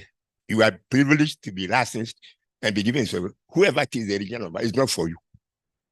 If the person is giving his children chicken and you are giving fish, please accept it. That's the first thing I'm saying. Secondly, most of us were trained according to survey department standards. Now, surveyors are not being trained according to survey department standards. That has been one of the problems. We cannot solve it, but we have to maintain the status quo at this stage and work and arrange to work so that nobody is satisfied to where he is. But according to the standards, whoever is controlling or will direct will do that. Secondly, there were points of departures. Depending on where it is. When we're in the formally, you can traverse 10 miles, 20 miles from a point of departure to your survey, and it's accepted. But now because GPS is around, so they just only take it, and it take 80,000 feet. They say 80,000 feet. No, now it's 80,000 feet. And it is accepted to 80,000 feet. They do from your station to your you say 80,000. The maximum you can go is 80,000. So between 1 and 80,000 you are accepted. But from 80,000 is about how many feet? Let's say it's about 20 miles. But then we're traversing 80 miles and you come to a point. It's a point of departure. Now we don't use point of departures. We use call stations.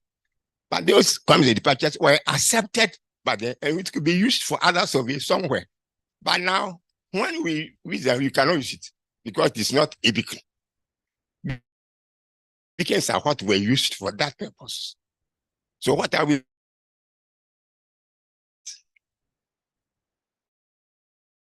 Thirdly, surveyors are to dig for information.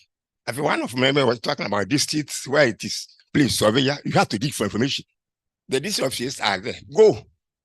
If you go to land to assembly press, you see all the districts. Whatever for whether any village there, it will show you these are village. Go and take, they should take the airline 2020. And all the districts you have, some of us have, they had hard copies. When you go to assembly place, you will get it. So some information or being asked. When you will be asking for information, they will tell you this, please. So yes, you have to, you dig for information. When we are in the field, anytime we go to a funeral with a member, we go and ask the villagers, is there the survey P around? We have been doing it. You ask all the old survey, we're doing it. And we're satisfied. So please, if we will be allowed to allow the pillars now we put at me, if we could be allowed to use them as point of reference, it will help us. It's also always line or call, wait, best we have to see. Please, we can do that. Maybe that's my case now.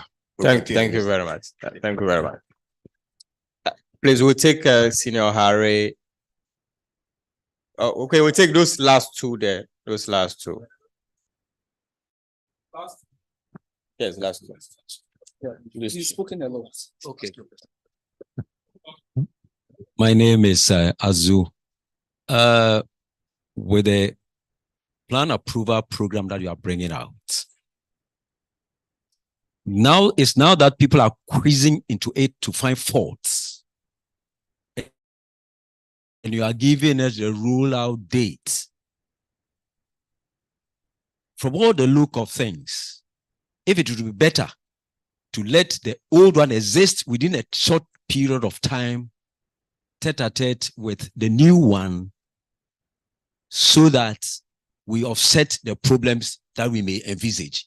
Because I want to believe that the structure has not been fixed properly. So that if we don't take care and we abandon the old submissions and the rest entirely, I can foresee problems. Please, I can foresee problems. Let us run tete-a-tete for some time and then do the transformation. Thank you. Thank you. Let's take Harry. Harry, don't be a prophet of doom. Okay, my name is Xavier Harry Enim. First of all, I want to take this opportunity to thank Lands Commission and SMD for this laudable idea. It's good.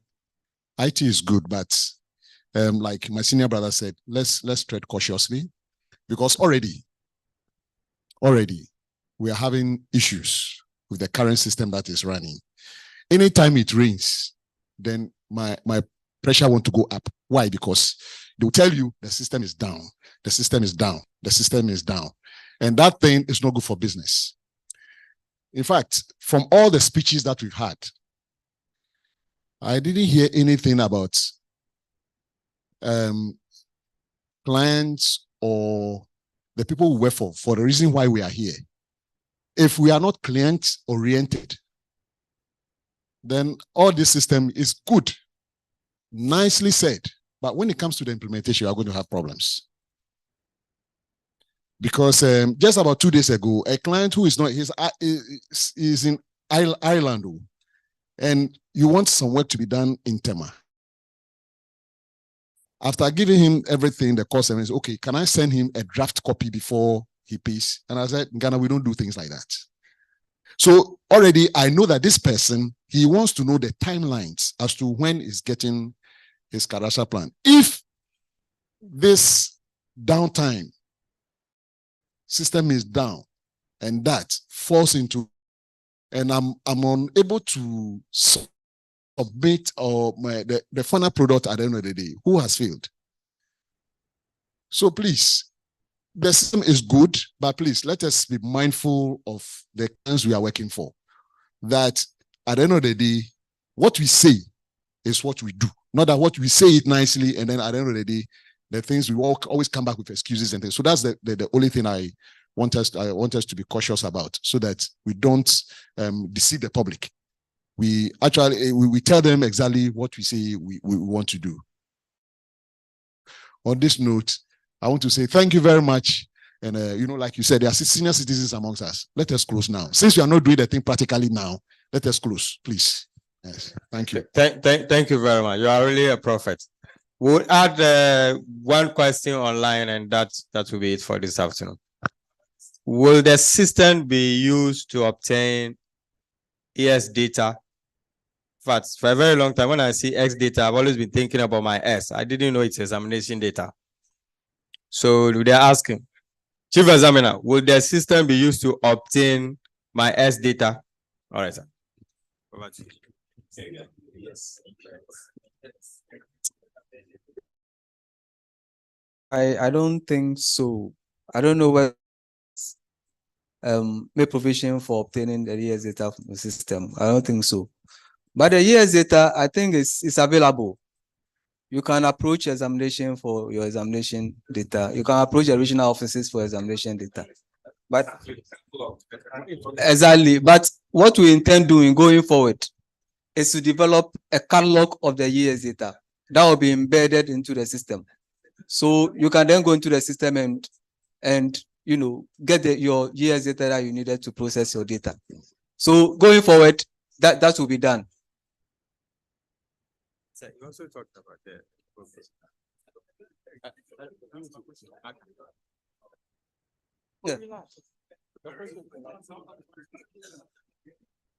Good afternoon. Good afternoon, sir. Fellow surveyors. Once again, like everybody is saying, we are very grateful to Lands Commission for your collaboration. There are two things I want to, the Director of Survey is here. There are two things I want him to be concerned with. One, since we are doing a new thing, I hope the Director of Surveys is listening. Since we are doing a new thing, we are talking about security and we are talking about money in our pockets, because he mentioned it. I believe that as we are rolling this thing, we have to find a way of putting in registered instruments. It will enhance our security. We have to find a way of putting in registered instruments so that the regional surveyors, yes, so that the regional surveyors calibrated, Mr. Azu, who was in charge of calibration, he's just mentioned it, calibrated instruments and registered instruments, so that licensed surveyors would only be allowed to work with instruments they've registered. I think we have to put it in this. Then the second one is, I heard one of the speakers saying that the pilot is going to be solely by what? Zoom. Did I hear it well? Aha. Oh, we haven't said that. Okay, that is fine. So let's try to put in the registered instruments to reduce all the instruments flying about in the country, which is being used for cadastral surveying. Let's try to reduce it and put in or insert the registered instrument. Thank you. I'm done. Thank you.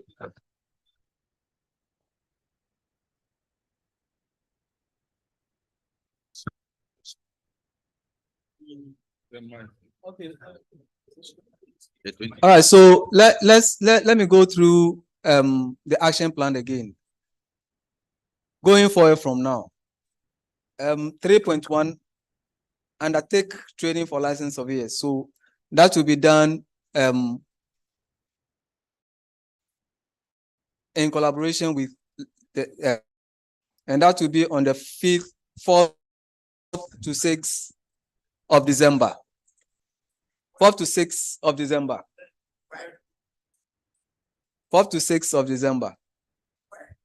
Yes, we will come out with the modalities very soon. We'll discuss it with Lisa, especially Michael, and then we'll give you the venue very soon. And then the piloting of the system will commence 7th to 31st. And the evaluation of the system will run concurrently with the piloting of the system. So as the system is running, the system is being evaluated. And then on the 1st of January, we go live for all the regions. We will give you an information on the registration of instruments, and I'll ask Mr. Hanan. Registration of instruments. Mr.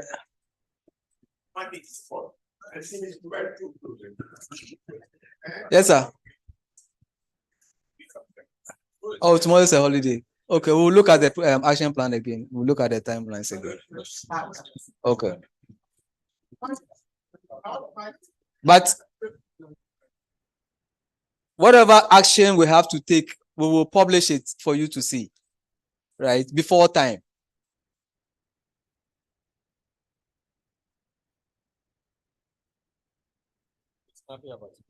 Yes. So the concerns that some of my members are having about the downtimes. One, I want to say that we raise it in our engagement with Lands Commission a lot, that they should go onto the cloud.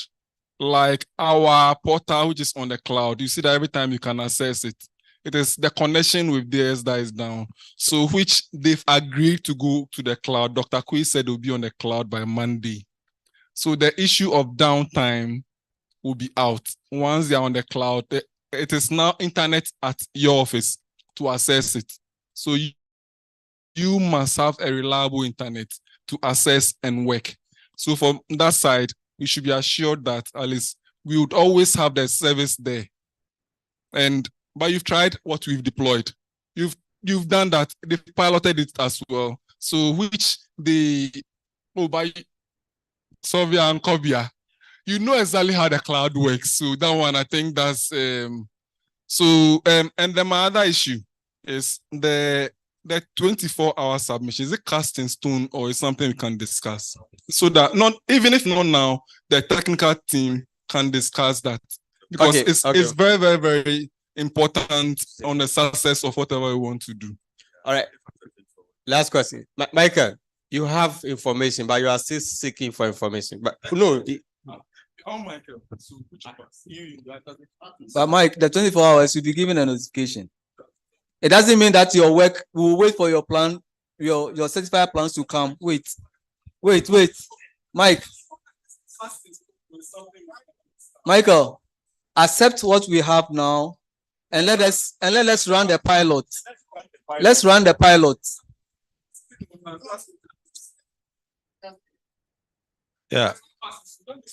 Yeah, my name is Sylvia Michael. Let's run the pilot. If there will be the need to. Yeah, when director was giving in his address, he made mention of tax, GRE. Is it possible for licensed surveyors to pay tax at the point of submission on a plan? If Lands Commission could come out with something like that, so that if I'm submitting a plan, once I pay for the approval fee, I pay the tax component so that it goes straight to government. All right, point well noted. Point well noted. Thank you very much.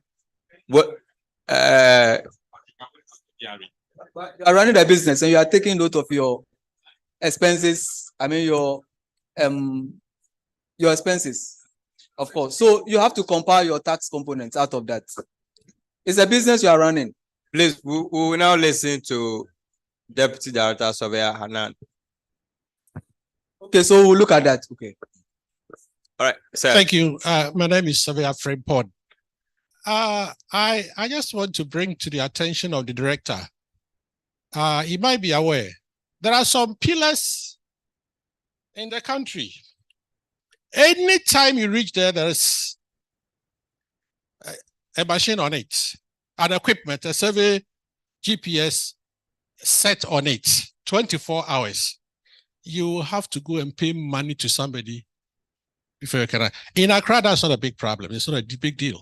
But if you I was exiting Accra, where you cannot access a core station and require a pillar you know very well. But Manfi, the roundabout. 28-7, it is there. It's Sawam, Dodowa Road, and people are making business out of it. And I think it is not proper. So, Director, if you can talk to your regional surveyors so they look at it, it will match. Thank you very much. At this point,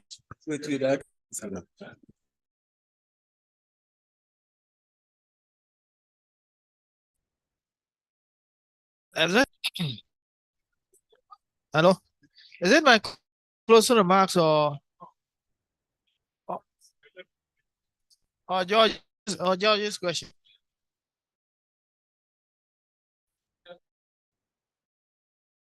Okay.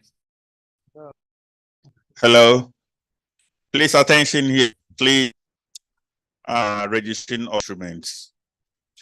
Surveyor Aka has just spoken a bit on it.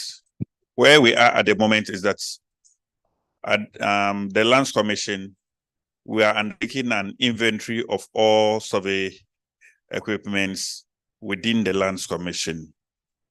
And then by the instrumentation units.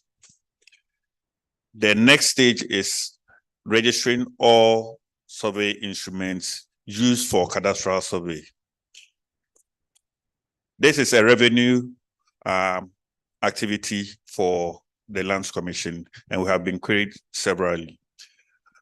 The system has also been designed such that any instrument that is going to be used should have been registered, and it is going to be in the catalog of the system. So if you submit your work and they check in the system, in the catalog, and the instrument used is not part of what is in the catalog, that has not been registered, your job will automatically be rejected. Registration of instrument has started, and it is at the instrumentation units of the Lands Commission. If those who don't know, it is at the regional, the former regional office at the photogrammetry section downwards, downstairs. So, and the instruments can be registered by anybody. Anyone who has a survey instrument can take it there and register it. It's not licensed, it's not limited to licensed surveyors. Licensed surveyors who have their instruments can take it there and register. Anyone who has a survey instrument can also register.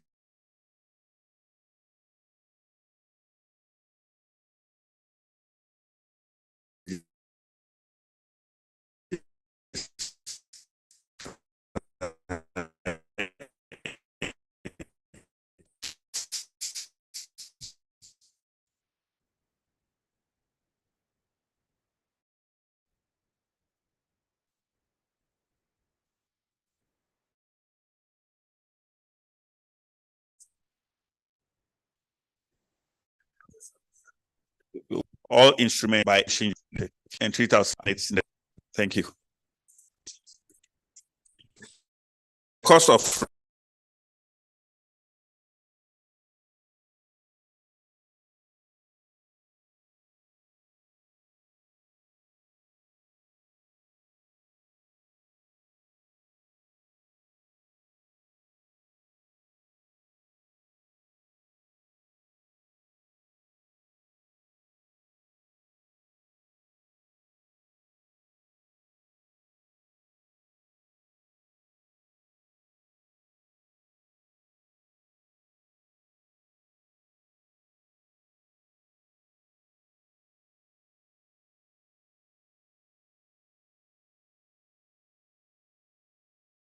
to answer that question. So we'll consider ground remark. Thank you very much.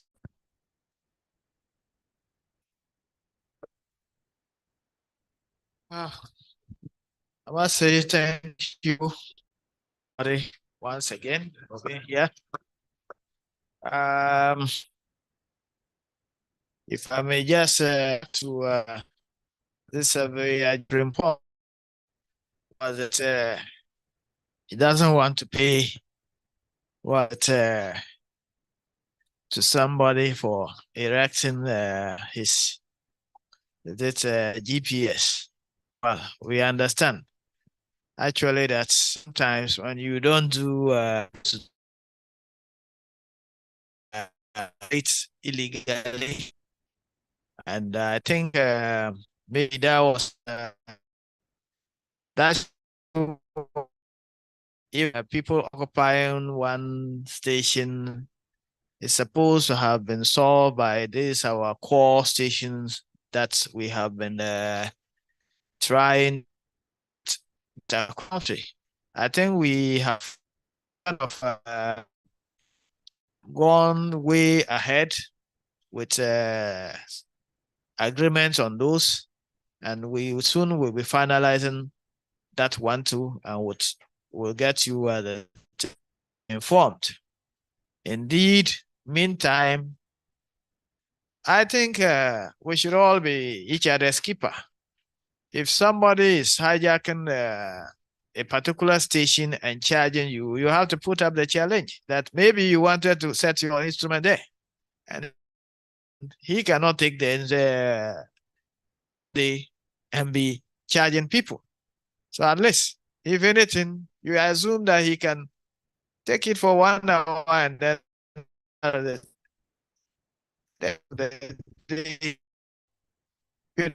so maybe also even set up you take the course but to see me take, yeah. Anyway, well, regarding the registration, the deputy director in charge of operations has said, yes, indeed, we're going to do the registration, the calibration, and the additional thing that we're talking about, I tell you what, that okay, no, yeah, Bravo and your team, we are going to, take the wind out of your sail too. We will also be issuing stamps that you will pay for. It's going to the license surveyor stamps. Yes, so that is also as the year gets closer, let's be thinking of this at least 3 new items: registration, calibration, and then stamps with as it were. Yes. There was this issue of caution that has been brought people kind of decided to caution us. Doc, say I told you so. Sometimes some of us, we started this digital things not today. And that's why I did say I don't want to do PR with certain things. Because in this digital age, scammers can hijack your system. So sometimes when we talk too much of digital online, sometimes we ought to actually be very cautious, and we should make an exit plan. What if? But if we don't, and we put all the eggs in one basket, Doc, when they are coming, I can call for tradition to come and guide me away. I'll leave you in Lands Commission for you to face whoever is coming. You know, and indeed, Lawyer Harry also hinted that much, that yes, the focus of all that we're doing should be the client. Yes. So we did indeed. And that one still goes back to that exit plan. Because this system is this way. You have assured the client by this time you can get this. And then lo and behold, the next day you are telling him or her a different story. So please, all do know that in this, the digitalization online was way of working. There's no alternative to that. It is only a question of when you fully start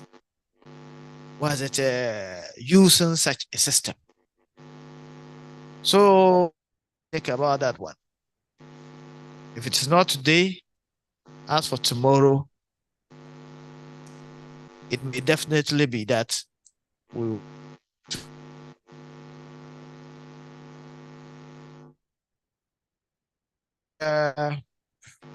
Lisa President mentioned about the old age people. Sometimes I wonder whether I can process data from it, scratch to finish stuff.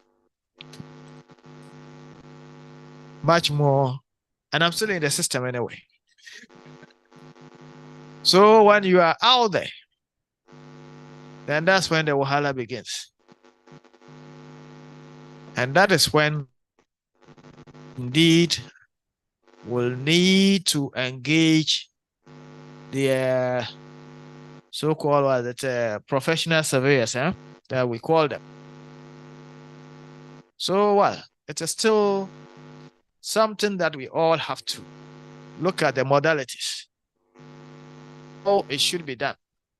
Because like I did, it also indicates with a billable stamp, I see tendency of this so-called institutional, the professional surveyors taking your jobs. Yes. Somebody in highway saying, "Oh, me, I don't need any licensed surveyor for it, and you can come and do it for me." You go to ECG would have taken one big chunk of land, and I say, "Oh, once you have done this, and the professor with his stamp can come and do the plans for us. We don't need the accuracy of the director of survey." Or I'm thinking aloud this. So what? Like I said, some of you are dual. My senior man is part of you. So you are the architects thinking very well about some of these things that we are trying to do, that we don't entangle ourselves, you see. And then Nuagbe is finished. The questions will never finish. Yeah. And that brings me to the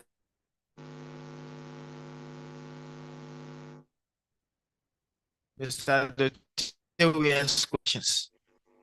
I thought licensed surveyors and the Lands Commission had collaborated enough, and they have informed us that.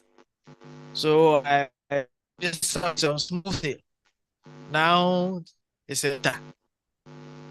And with the other aspects of the license surveyor, it's not asking most of the questions. I know, well, so yes, even the license surveyor, but you are the one at the forefront for the license surveyor. And now we would have thought that having reached this stage, that liberation and cooperation amongst us should have at such a level you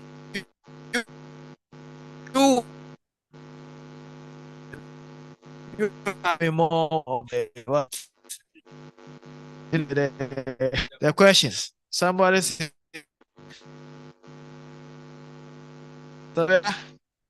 it's jiggling.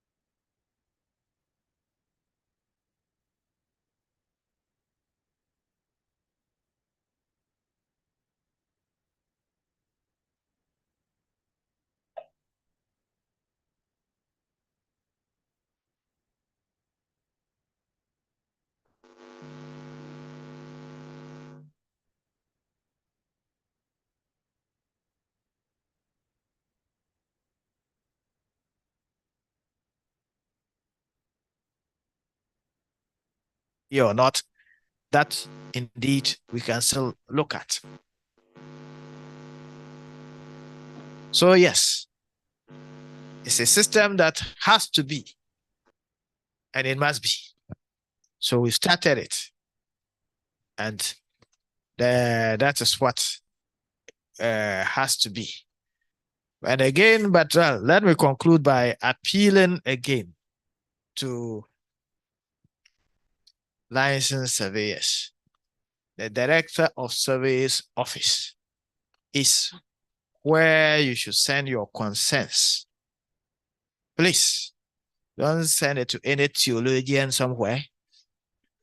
Don't send it to any lawyer to walk around and then, please, no matter who is sitting there,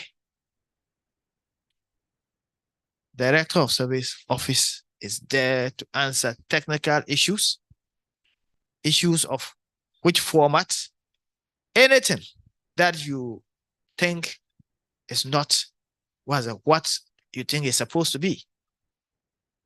You can come around. And sometimes, and I think for a lot of the issues that we have even been talking about, a couple of you could be taken into a committee together with some people within the SMD, so that we can be able to understand and address these issues, and we come out with a common understanding, so that nobody, you don't go to Northern region and somebody tells you, well, this one, because it's in Northern region, we accept it. And this one, because we are in Accra, we don't take it. This one, because we are in Western region, it doesn't have to be this. Please, let's work together as one people, and we should all understand that even though we're doing that to at least get something for our own upkeep, it is the clients we are all trying to get satisfied, such that tomorrow the work will still be coming. And like I've said, we have been complaining that the Browns, the 360, are you the same as the 360? 360 is a different person, huh? And then there's a serial and then some other one. There are about three or four. Okay. Yeah. Yes. I understand you have to see some of your jobs. Yes. And so, well, sometimes I think equity is good anyway. Just that the formula is what we are not able to actually adapt. But otherwise, indeed, each and every one should have something reasonable once we give you a license. You see, But once you talk of the equity, my good friend Richardson, is he here? He's not here. Richardson, I left Eastern region for good 3-4 years. And Richardson would find my office and come and tell me, oh, look, you signed this one. There's this one, there was an error here. You know, if a client will come to you, do your site plan for me for registration, and you are going to pick this site plan and roam from office to office to point out the error. Whereas a Cyril or a Brown takes it and quickly he thinks that, let me better solve this thing, give it to the client, and later on I can now look at the other issue. Who will the client be going to? You know. So we should actually also be up and doing, understand why the client comes to you. The client doesn't care which PhD you have. He doesn't care how good it was, which kind of smart licensed surveyor that you are. He wants his job, and if maybe, most probably in the next hour, he will be very satisfied. But if you are going to now prove to the client that you are the best surveyor, and in the end bring the work in 2 weeks' time, definitely it's not going to be he won't come back. He won't tell you, but once he gets out of your hands, he will say, thank you. I will not be back here. He won't tell you. So what? I guess, like I've said, this is just something that we are all trying to adapt to quicken the pace of the work when it comes to registration. So I guess this has been a very good forum for us to all to start to deliberate and how to make things better. All your problems, once again, please channel to that which is technical. Channel to the Director of Service. We are there to help you. As for the robustness of the system, efficient system, how it runs smooth, Dr. Benkwe, his team are there to help. And I think Nwagwe, from your end, should be able to iron out any rough edges we have in the system. On that note, perhaps on behalf of the Acting Executive Secretary, or you'd have something to say? On behalf of the Executive Secretary, on behalf of Lands Commission, I want to say a big thank you for all of us who have been here, both in here and those online. Thanks for coming. Thank you.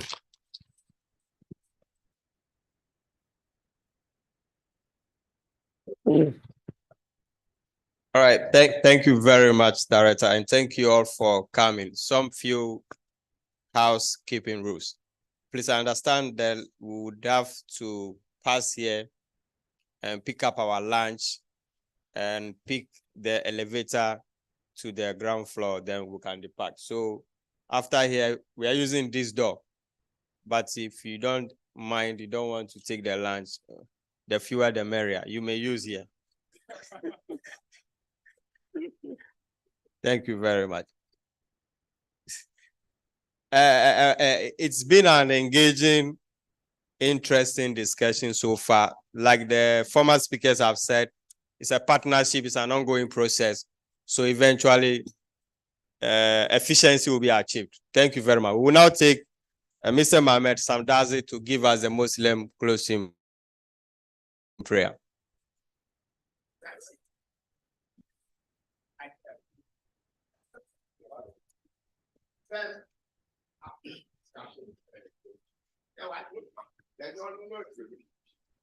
Hold on, sir.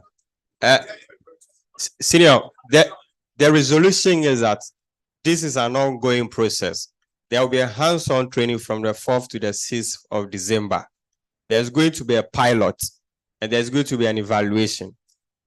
So that is it. Yes, please. Senior, are you okay?